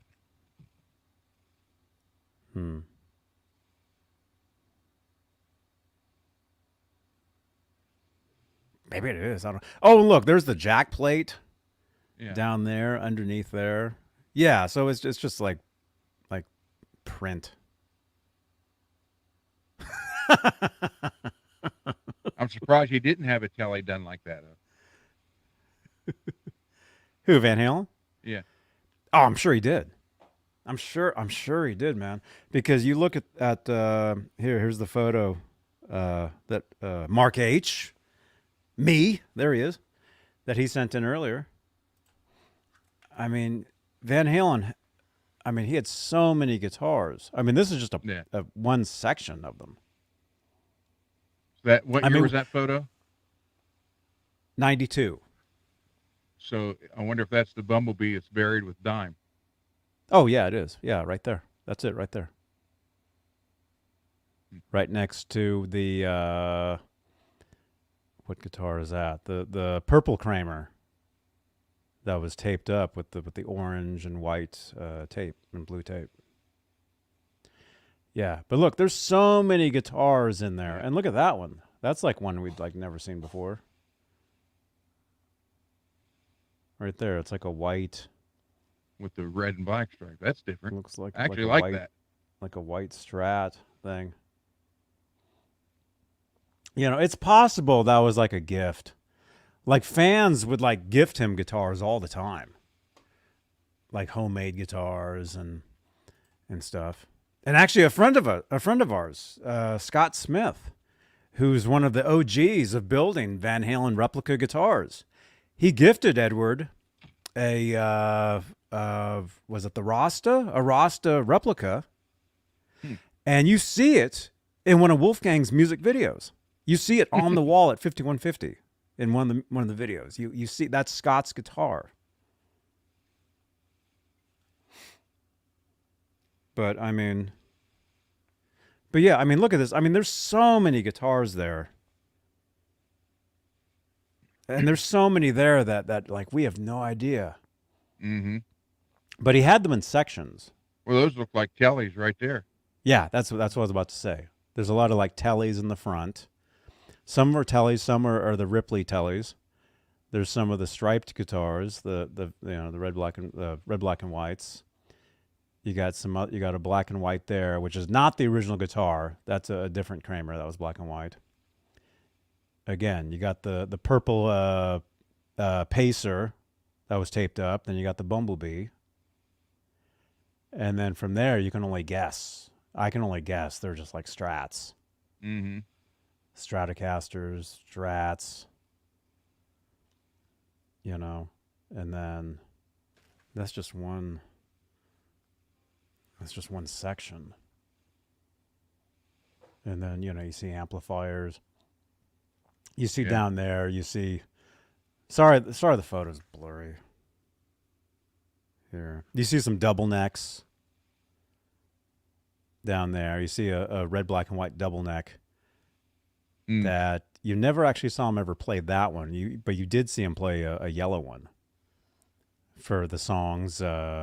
Actually, I'm going to ask you guys, in the chat, what songs did he play the striped double neck on? or the Gibson one, which he played before he got the yellow and black double neck.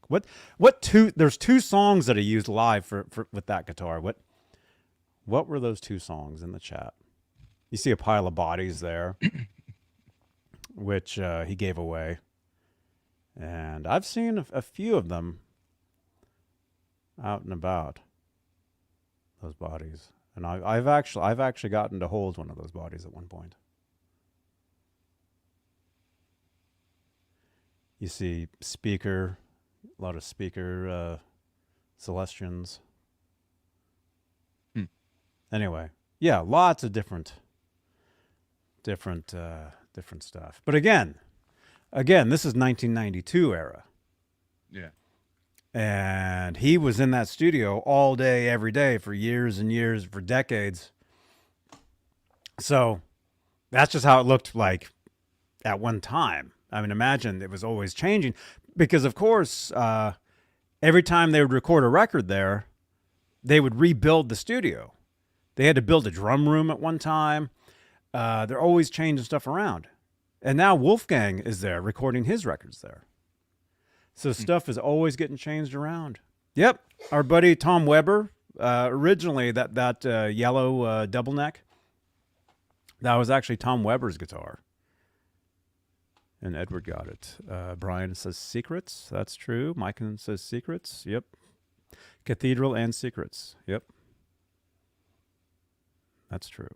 So imagine what it'd be like now, just to be able to go in there and just sit down and just take it all in. What's there? I mean, knowing he's never going to be there again, but everything in here is him. I would just assume that the studio has been changed. I think Wolfgang did say they did upgrade it since, because he's recording there now. He works in there. So I don't think it would look exactly like it did back then. I would think a lot of that stuff is put away now, like a lot of those guitars. Mm-hmm. They're not out unless Wolfgang is using those guitars on the songs. So I would assume that the studio in there doesn't look exactly like it did when Edward was working in there. But then why would it though? Because anytime, yeah. Well, let's say, well, you were at a studio. You said, wait a minute. I'm getting faster at this.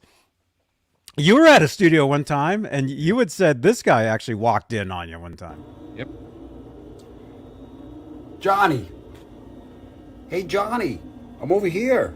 Oh, over here. Where? Over here, Johnny. Who is this? Hey, Johnny. How you doing? This is Steve. Steve Vai? So you had told us a story about how Steve Vai walked in while you were recording. And, he had long hair then, though. Mm-hmm. Yeah. So, but let's just take that for an example. Not the long hair, but you were at a studio. Do you think that studio looked exactly like it did before you were there or after you were there? I doubt it. See? So yeah, studios are always changing. They're all changing all the time. At the time, though, that was 87, and the Studler 2-inch tape machine, because it wasn't digital. Mark had one there, and then Eddie had the other one in the 5150 studios. There was only two in the country. Mm-hmm. 2-inch tape machine Studler. Mm-hmm. I don't know how Mark got the second one or what he paid for it, but I know he treated that thing like it was pure gold. So technically, I recorded on the same kind of machine Eddie did. How many people can say that? Not many. With Steve Vai standing in the room, no one can say that. He's standing there like this. Yeah, you can do better. You could do better than that. And you're like, ooh! Sitting there going like this. You're like, dun, dun, dun, dun, dun, dun, dun. I should have started playing Eruption. He had to play that. I know. He played it, but he made it his own when he was doing that. You know? And that's how you do it. You make it a little different. But anyway, my point though is I don't think 5150 looks identical to how it did, because Wolfgang, it's his studio now. He works in there now, so it probably looks the way, for him. Yeah. So, but any musician that goes to a studio, whether it be a rehearsal studio, recording studio, you make it your own while you're there. Yeah, I have. It was interesting. I'm sure it doesn't look anything like this anymore because, first off, it's 38 years ago, or 36 years ago, whatever, something like that. So it's obviously been 37 years ago. So it's obviously been updated. But let's see if I can find that one picture. There was a picture of me sitting behind the board. Mm-hmm. Oh, I mean, any studio that's around today, yeah, it would have to be completely different. got upgraded 25 years ago, when Pro Tools, when the digital stuff started happening.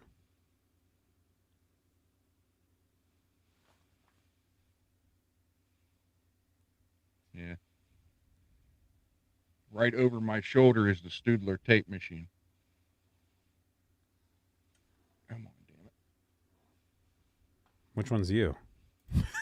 I'm the one sitting there. Right, like you're passed shoulder. out. Yeah. Right. Well, that's Steve had left. Dave and Steve had left by that time. I was like, "Holy shit!" Oh, you had fainted. Yeah. But yeah, the reels on the wall are just the extra tape. That's not the machine. The machine's actually laying flat right over my shoulder. But that's the Studler, and that was the same machine that. Well, let's see. Mark got that in 80.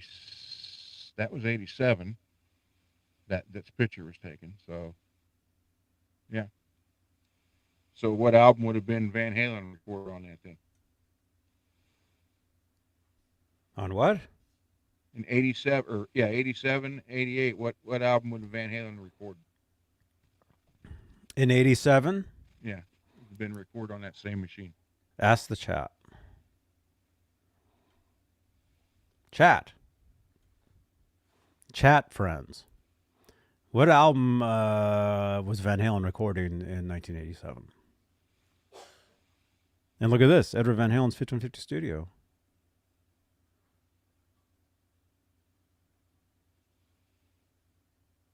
Look at that.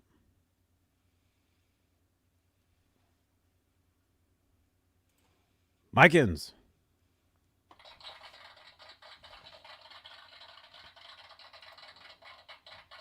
That's right.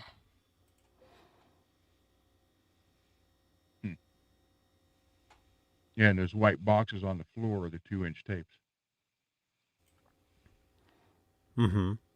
And just from alone, from going through those 2-inch tapes to digital, look how much space you now saved in your area.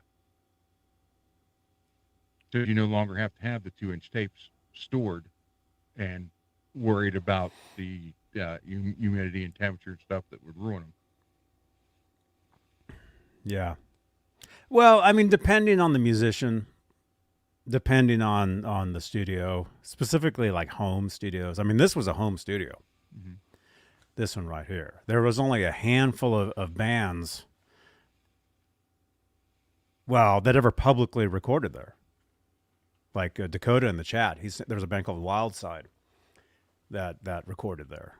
Worked with Andy Johns. 1991-ish. And then I know somebody that recorded there. About 10 years ago. So, but let's just say with any studio, there's upgrades, and then 25 years or so, probably a little before that. Well, I was first introduced to to Pro Tools when I was working with Desmond Child, because he had a studio in his garage, but it didn't look like a garage. I mean, it looked like a major studio. You could tell it was an old garage, but only from the outside. But other than that, from the inside, it looked like an actual studio. And I have photos somewhere. I didn't have a website then or anything, but I do have photos of Desmond's studio and everything. But anyway, 1998, when I was there, that's when I first started using, or I didn't actually run the stuff. The bass player in our band was an engineer there, and then there was another guy that was an engineer. They ran the board. They ran everything, and the digit design and Pro Tools and all that stuff. But when I first saw the stuff, it was 1998. And then from then on, since then, there's... Actually, no, that's not true. I was going to say there's no tape. There's a school called Expressions in Emeryville, California. And you can go to... Anybody, you can go there. You can go to school and learn how to run a studio. What I used to do years ago was because I didn't live too far from there. I would go there and you could book time to record, and it was free. Mm-hmm. It was all free. But the thing is, it's students running it. They're getting graded and they're getting, credits and all that stuff. So even though you walk into this $1 million looking room, you got students that are just learning how to run the stuff. Yeah, there's a school in Chillicothe, Ohio that's a recording studio. You can do the same thing. You can go down there and record for free, but it's yeah. Oh, they're probably everywhere. They're probably all over the place. And I think one of the most well-known, which I think was in Miami, it was called, oh, crap, what was it? They have a major studio there called Criteria, where a lot of major records are made there. But, it's called Full Sail. It was a school called Full Sail in Miami, Florida. Yeah, Full Sail University.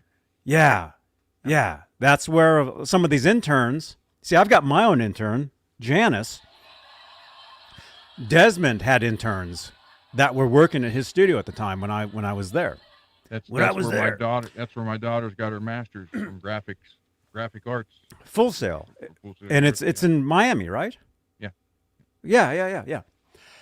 So anyway, when I was at Desmond's, everything was digital. There was no tape, as far as I can remember.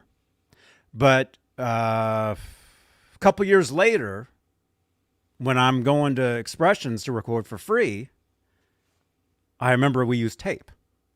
And I still have one of the tapes. Here somewhere. I have a huge, I have a tape that has the songs on it. And actually, I remember when we would go back to record there, I would take the same tape with me, and we would keep using the same tape over and over. I remember that. And so that would have been 2002, 2003. Crap. So 22 years ago. Long time ago. I was 7. That would have made you 7. Yeah, 7. Yeah. I was 7 years old then. But anyway, what I'm trying to say is I would think a lot of studios have upgraded. I mean, obviously have upgraded now. Oh, yeah. Most studios are digital. Everybody's, dude, your phone has a digital studio in it. Anybody, you can record whatever. I record here. You guys see me on Sunday nights, I'm playing. I can easily hit a button and record. And I think one of these shows, like maybe one of these like Fridays or Saturdays, we should actually show some of that stuff. Show like DAWs, like on our workstations, like what we use, and maybe try to record some stuff. I think I said that a couple weeks ago. We can try to record some things, but we can show a lot of that stuff. But long story, even longer. I think 5150 has been totally redesigned, so I don't think it's like in that photo there or whatever. Greasy, sometimes. Sometimes what? Yeah, it's become a fan of sparkle finishes. Okay. I like sparkle finishes a lot. I think they're cool. Can you go back to that picture of the studio, though?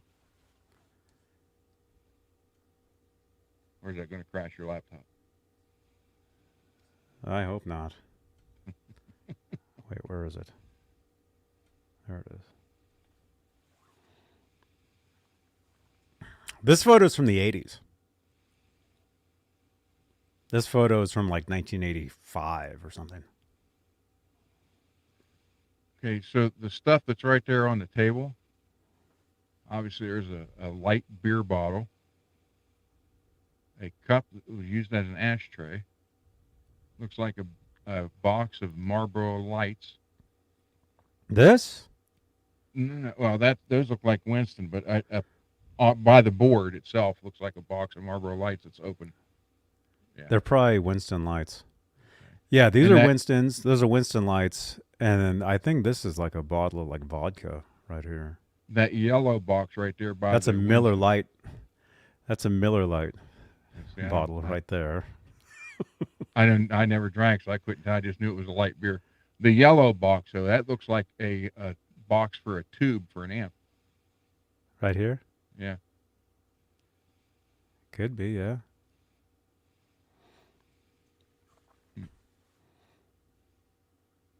Then the notepad over on the other side.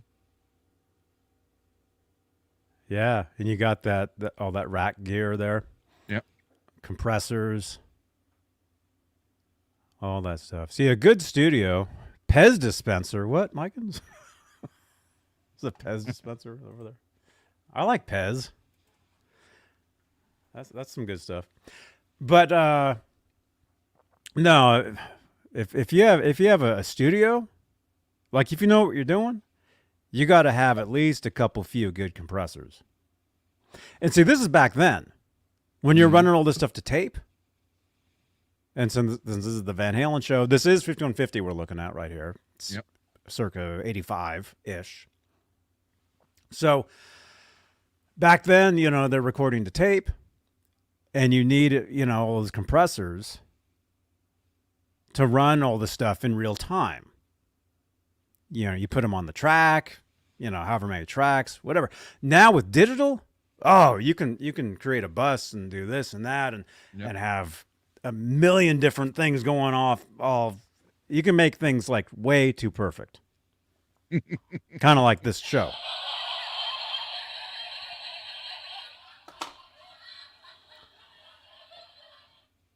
Yeah. Yeah, that's cool. 2, 3, 4, 5, oh, sorry. 8 boxes of eight boxes of a 2-inch tape on the floor there. Yeah. Wonder what the album is. Probably more down there. It's like a Warner Brothers label. Yeah, right? it looks like a Warner Brothers, which would be them. It's probably could be one of their albums. Could be.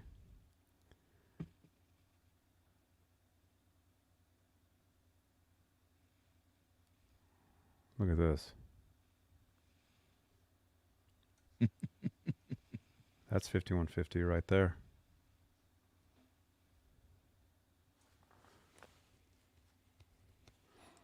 That's engineer Ken Dean. Right there. There's Edward and Valerie. Right there. Here's like another shot of the photo that we were looking at. Oh, that's as close as I can zoom in. So there's like another shot. There's the same way you're saying are tape boxes right there. Yep. And then here's the room that has the grand piano and synthesizer. Probably the Prophet, probably the one he used for Jump, I would assume. Back there, it looks like there's some electronic drums, because see they had no drum room then. In the later 80s, they had to totally create a drum room. There's the kitchen. Looks like Animal House. Yeah, that's like a Michelob right there. These are Seagram's, what's the water? Tonic water? How can I tell just from looking at the... I don't know. I just asked you how much you drank. Well, like a coffee machine there. That'd be a Mr. Coffee.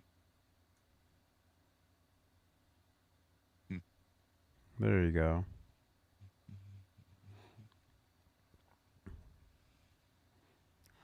There he is right there. I think this was like 87. So how big is the actual studio? As an actual studio, you mean? I mean, how big is the entire building? Yeah. Oh man, our buddy John Biel actually had a diagram. There actually is a diagram somewhere.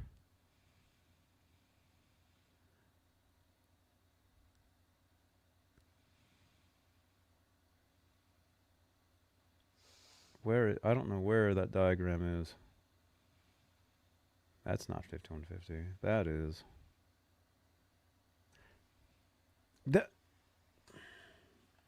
Mike is saying it's the size of a racquetball court because that's how they got away with building the studio. Okay. They built it as a racquetball court first, and then they built the studio inside of it. Oh, okay. But there is a photo, and again, I'm never going to find it. There is a photo of a diagram of the studio. Like it came from a magazine or something. I have it. Oh, wait a minute. Oh, did I find it? I found it. I somehow found that article that we were just looking at. This is the article right here. I just found it. See, that's that same photo. Yeah. Okay, from this is studio design, studio and control room layout of Van Halen's 5150 facility. Oh, no way. This is it right here. There you go. There you go. 22 and 40, so it's 62 feet long. 20 feet wide. So you got the kitchen area, equipment, storage, shop, tape library. It's kind of hard to read some of this stuff. Console. Studio. There's a piano in there.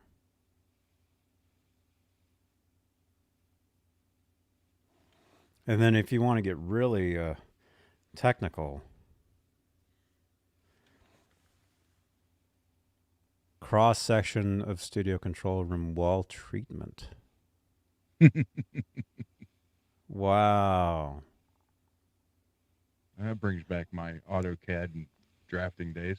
Look at that. Talks about the drywall, the wood, the plywood, studio wall packed with R19 insulation.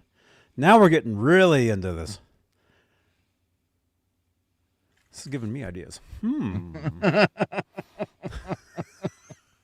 don't need to park out in your garage, do you? There's my kitchen right there. That's the kitchen of this studio. There you go. There's the couch. There's the guitars.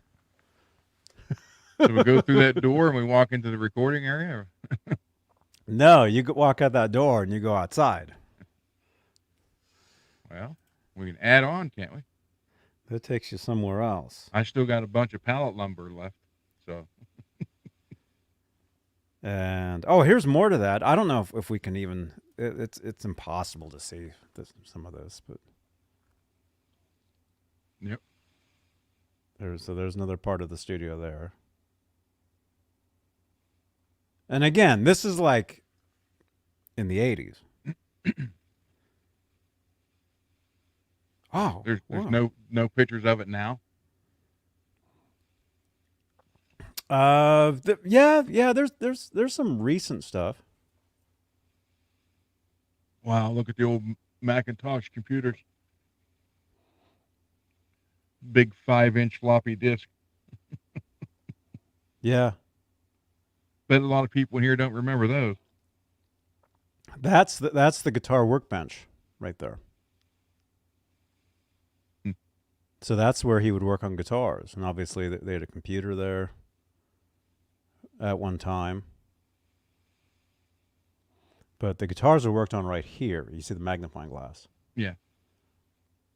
That's the guitar workbench, which years later,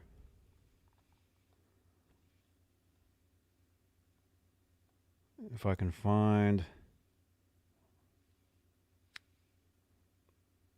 again, I'll never be able to find it, or maybe I will. Years later, there were some photos released of the workbench.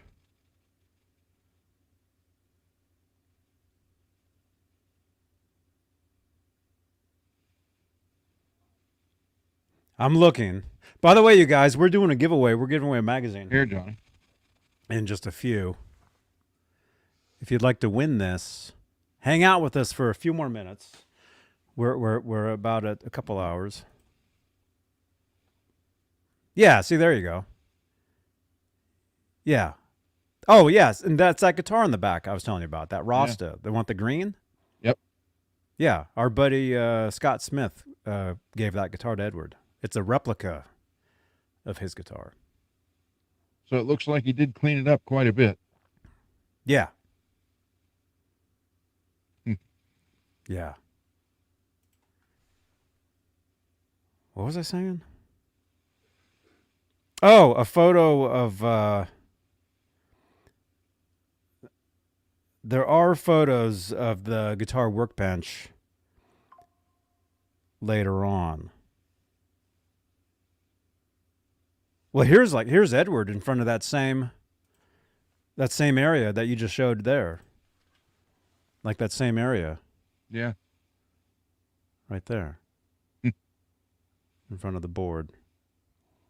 Right there. And that's a 24 fret Ripley neck.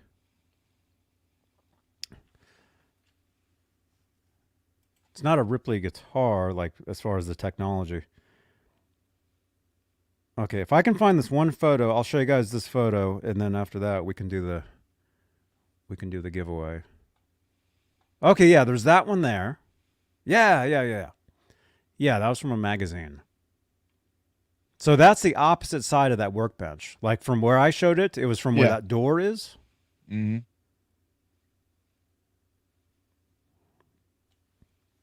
So yeah.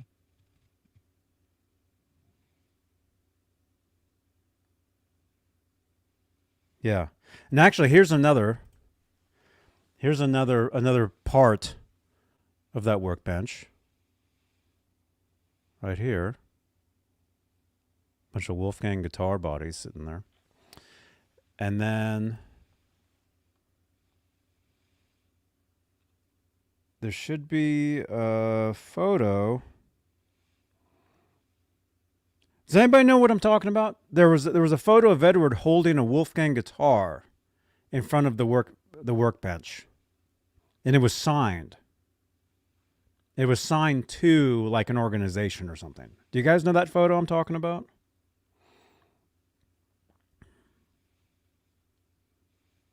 Here's the... Yeah, that's another photo of the one I showed earlier.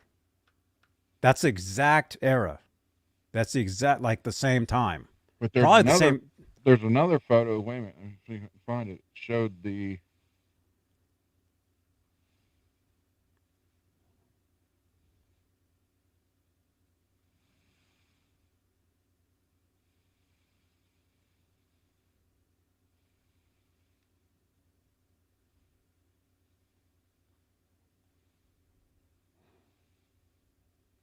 There you go.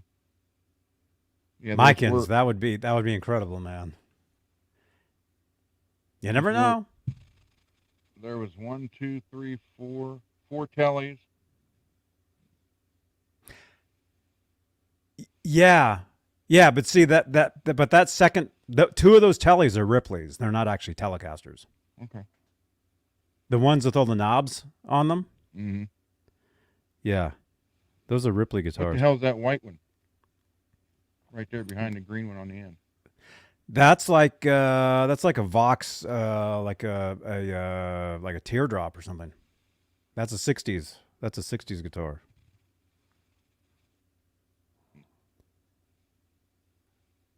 Okay, I'm never gonna find.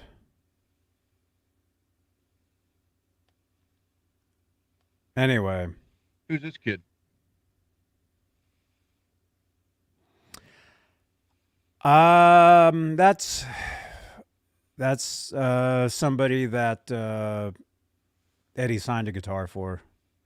That's at 5150. That's upstairs. They had like an upstairs area.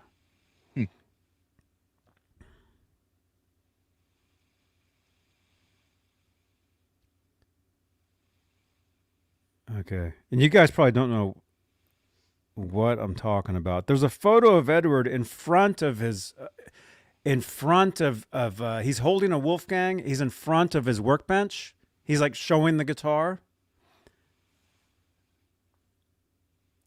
Yeah. If anybody knows what I'm talking about, feel free to text the photo to that number.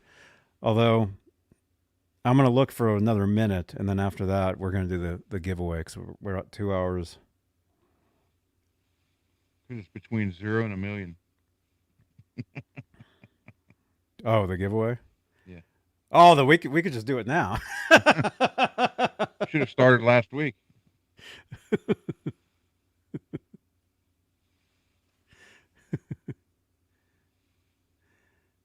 Here's a photo of me with somebody.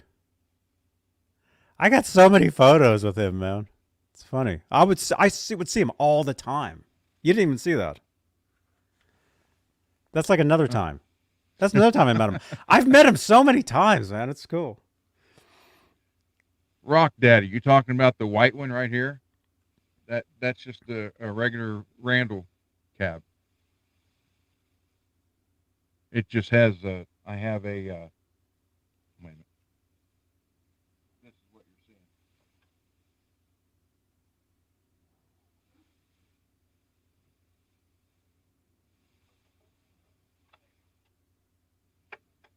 It's an optical illusion.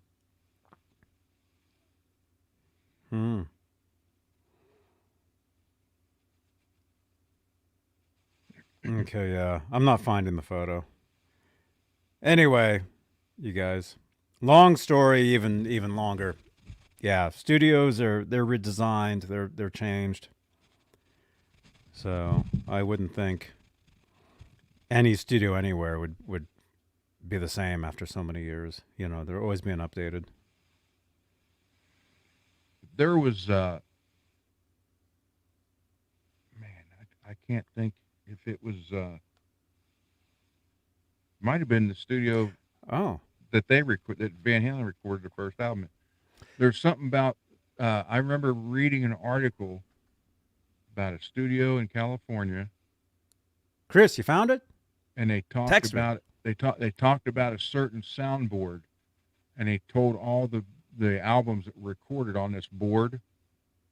And then when they updated to a new board, it lost the mojo. Mm-hmm. And I guess they tried the new board for like 2 or 3 years, and they couldn't get what they wanted.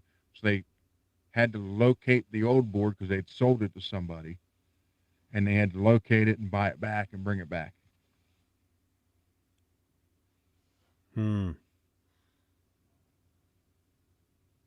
Oh. I just found a photo that I'm glad I found. I'm not going to show it on here, but it's something that I have loaded up into StreamYard. No, I don't need to show it. It's Van Halen from '86, like a backstage photo. Okay, there was one I was going to show, and then oh man, I just lost it.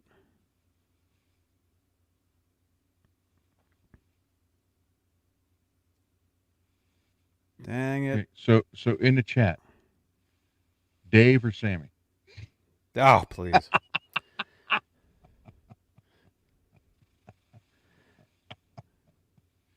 I'll start, Dave. Uh-huh. Anyway, yeah, I can't find it. Anyway. Okay, wait a minute. Wait, we got text messages. Oh, you found it. Who was that? You did find it. That's it. I can put Right Dave's on. neck on here. Who is this? No. Don't do that. Who was that? You found it. Chris, that's exactly it. That's exactly what I was wanted, man. Thank you, man. That's it. Yeah. That's it. This is the photo. This is the photo I was talking about. You got the Edward in front of the guitar bench holding that Wolfgang. Yeah. There you go. There you go. So you see how that bench was changed. See, there was a computer right there at one point, Yep. right there. Man, that's such a cool photo, man. Get to see where he worked on all his guitars. Look at that. It's like he's got a lot of strings up there now. Oh, yeah. Yeah, there's D'Addario's. There you go. That is the photo. That's exactly what I was talking about, man. Chris, thank you. Thank you so much. Yeah, there you go. Thank you, Chris. Thank you so much. All right. All right, let's do it. Let's do the giveaway. Oh, wait a minute. We got some other photos here. Who's this? Area code 405. You have a Kramer Striker. Cool, man. There you go. Looks like a reverb listing. That was sad. That was sad. Kramer Striker. Needs There you go, man. Needs a Vega trim. There you go. Sure. I love the I wish Vega Vega trims. Trim would send me one. I'd try it. Janice, can you please tag me in Vega Trim and ask him to send one to my shop so I can try it on guitars that have the regular Strat style tremolo and possibly increase sales for him? Wait, that was supposed to be applause. Yeah. Freudian slip there. Look at that. That's in Arizona? I saw that same cardboard cutout when I was in Vegas. Thank you. At his Cabo Wabo in Vegas. Wait, is that his guitar? His car? I mean, is that Sammy's car? Is that the one? Because he was going to sell one, and then realized that something didn't work on it. 2015 Ferrari. Was that his? Or somebody's?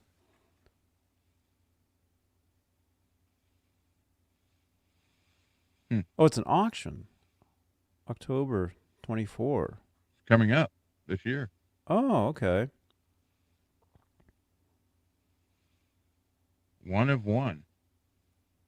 Is that the car that Sammy?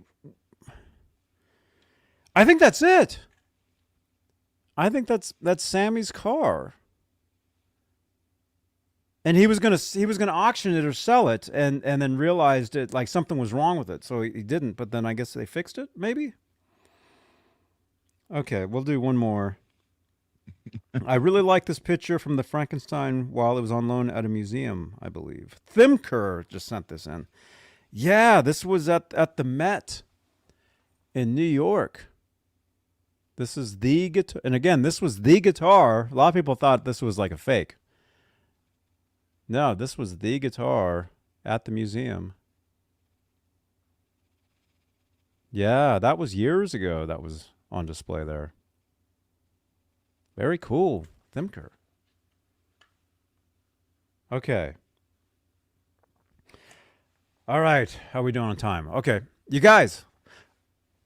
Magazine time. We're going to give this away right here. What should the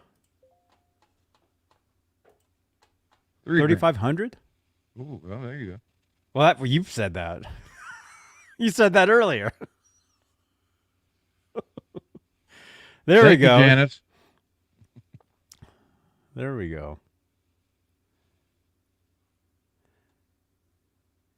Thank you very much.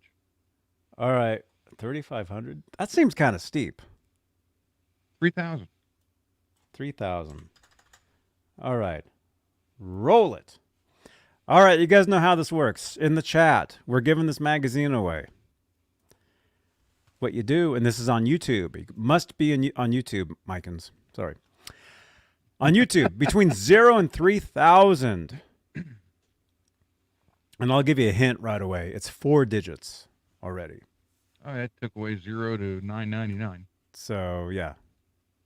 No 1 digits or 2 digits or 3 digits. 4 digits. So it's 1,000 to 3,000. Between 1,000 and 3,000. And I see the number. And for those who have asked before, I don't know what the number is. No, he has no idea. But 2 of the numbers are the same. Again?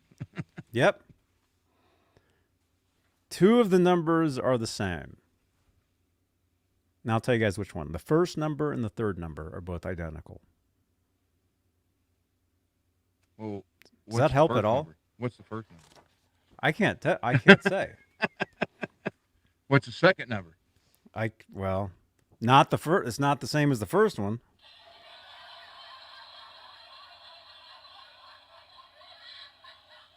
But if you want to win this magazine,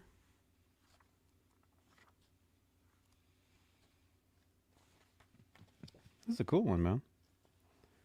Great photos, man. Great photos in there.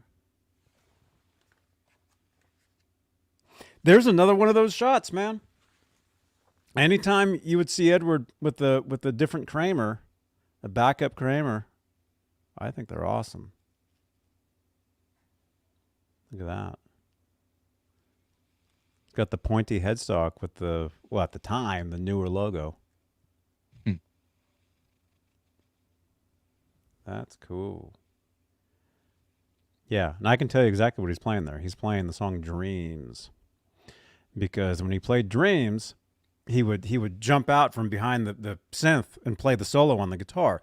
But it was always a different guitar. For tuning. I guess for tuning issues. For playing in different tunings, different keys. Let's see.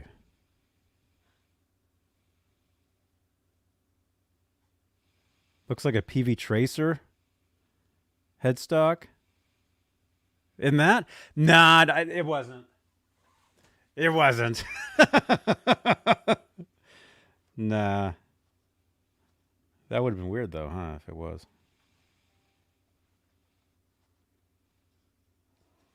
Yeah. Lots of great photos, man.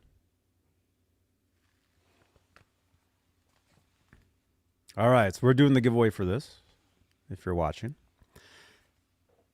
Let's do a little more... But if you win, you have to do what?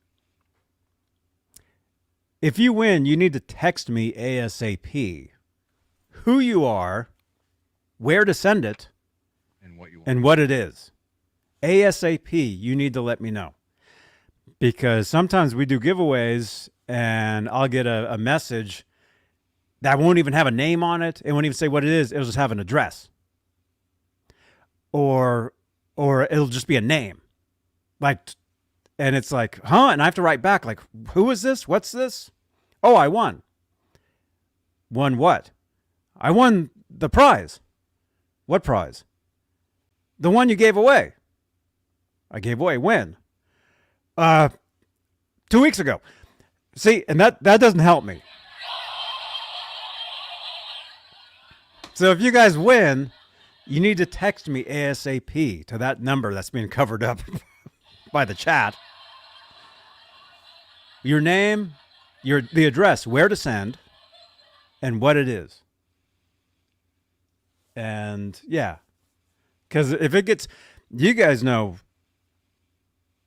I mean, if it's a couple days later, Yep. My text messages get flooded all day long every day. You guys know this. I mean, look at this. I have a phone number sitting here on a screen on the internet. That number gets messages nonstop. So if somebody wins, you need to let me know pretty quick. Okay. Let's see. So while they're doing that, let's just sit. Wait a minute. Wait. Everybody who's 4,000, that's too high. It's 1,000 to 3,000. Yeah. Yeah, but it still helps. Okay, so this is exclusively Van Halen, the Van Halen Show, on YouTube, on Twitch, on Facebook. Our next goal, YouTube subscribers, is 12K. And I'll tell you guys how far we are from that goal. We're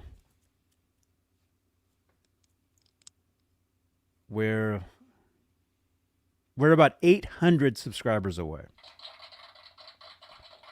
800. And we average about 200 every couple weeks. So we'll get there pretty soon. So, but what else? I don't know. We're on Spotify. You can watch these videos on Spotify. You can listen. You can follow everywhere there is. Also, I'll do a PSA for Laz. Laz is not having his new Wednesday show tomorrow on the first Wednesday. He's supposed to Wait, have. but the debut of his show was tomorrow. No, it's going to be the following Wednesday. So the final Thursday show will be this Thursday. Okay. And I know this because I got 10 minutes worth of messages from him today. Uh-huh. And he was telling me about it. Wait, somebody got it. Oh, man. Somebody got it. Hang on. 2712? Or Hang 2724? on. Wait a minute. Steve.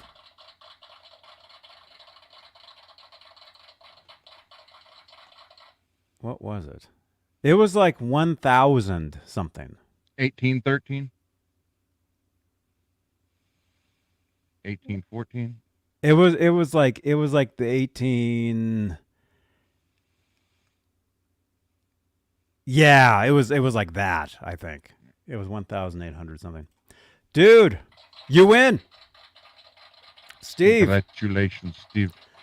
So Steve, what you need to do right now, text that phone number. And I'll actually I'll put the phone number on the screen so you can see it better. Right there. There, that phone number there. Yeah, it was 1813, he says. You're welcome. The cool thing about when somebody wins, immediately, it shows me who they are, and it shows me I get a row of just their messages. So anything he says now from now on, I see. Cool. All right, so Steve Farrow, 415-952-3263. Please text me immediately to that number. Text me your name, the address, where to send, and what it is I'm sending you. It's an Eddie Van Halen tribute magazine. Okay, so text me, please, ASAP. I'll put your name in the list like I normally do here. I have a list on my phone. Steve Farrow, Eddie Van Halen Tribute Magazine. Farrow. Right? Ferro. Okay. All right. It's Steve. I won the Van Halen magazine. All right. And then what I do is I get the message from you. Hear that? Screenshot. There we go. All right. So first thing tomorrow is I mail that away. I don't let my giveaways stack up like somebody else that has a show tomorrow. No, wait a minute. I don't know what's going on. Although he did buy me ice cream, so and it was really good. Thank you again. All right, Steve, this is yours. Congratulations, man. See? We make we make the chat work for the prizes. And eventually they're going to get bigger and better. Now, I want to show this real quick. The poly finish guitars are super glossy and they look great. But if you ever crack the finish, let me show you how easy this comes off. Look. I mean, you can. I'm sorry, Peggy. While you guys were guessing. Wait a minute. You're actually taking that finish off that guitar right now? Yeah. I'm going to use a heat gun, but this was stuff that was already flaking. But don't do it towards you. Although we do want to go viral. So, yeah, if you have poly, the finish is nice. It really is. But start getting a chip, and once it cracks, like it's big time crack right here. Look at it. Watch. Big time crack right here. For those of you listening to the podcast. See? Look at that. Comes off like nothing. Now watch the guy text me and tell me he decided not to do this. Yeah. Text that phone number you see on the screen right now. Johnny Beane on TV. If you have one, it's a real heavy poly coat. Treat it with kit gloves, because if you man, I hate seeing that, what you're doing to that, actually, but I can't wait to see it shell pink, though. That's going to be awesome. There's a big dent right here. Can you work? Can you work on it on Friday or Saturday? Probably. While we're on. Probably. Look how that just okay. Right on. I mean, it's like a Steve. Super thick coating, but it just comes right off like it's nothing. Wow. Look how thick that is. So yeah, I got to strip this whole thing down and heat gun on it, and it'd take about less than 10 minutes. And it'd be hi, my name is Steve. Wait, your name's Chris.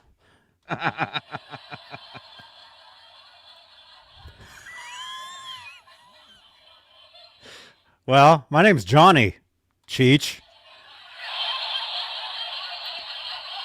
I am Johnny Beane.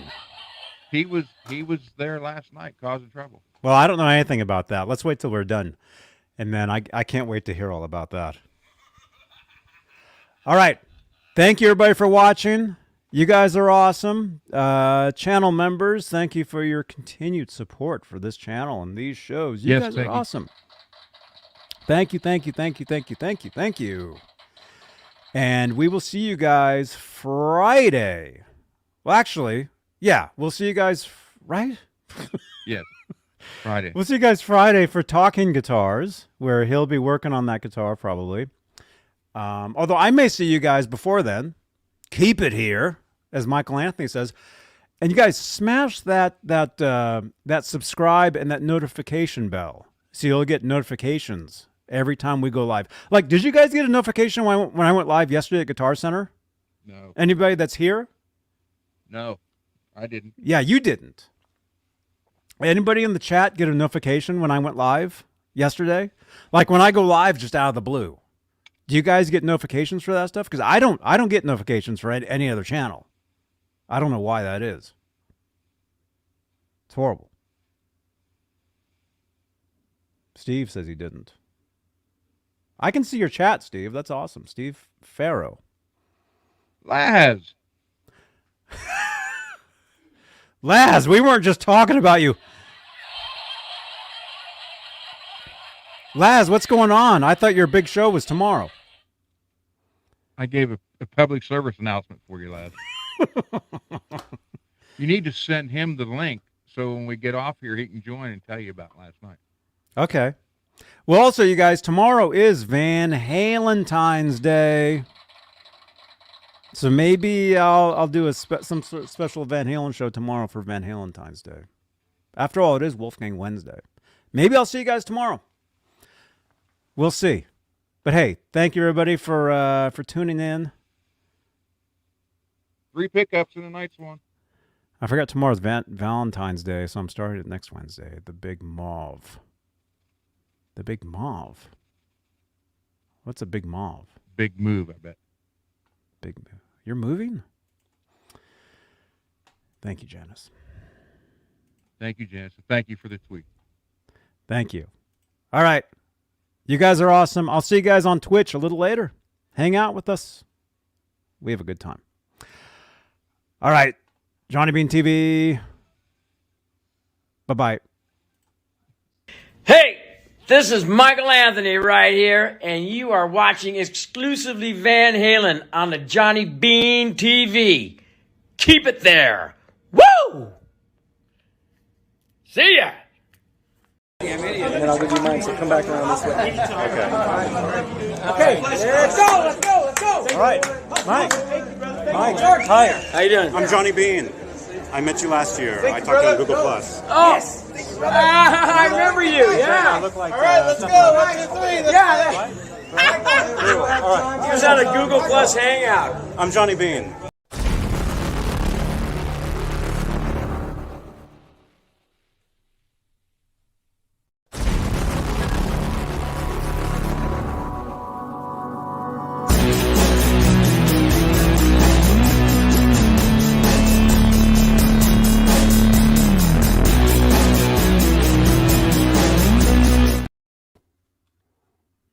Good night, Ron.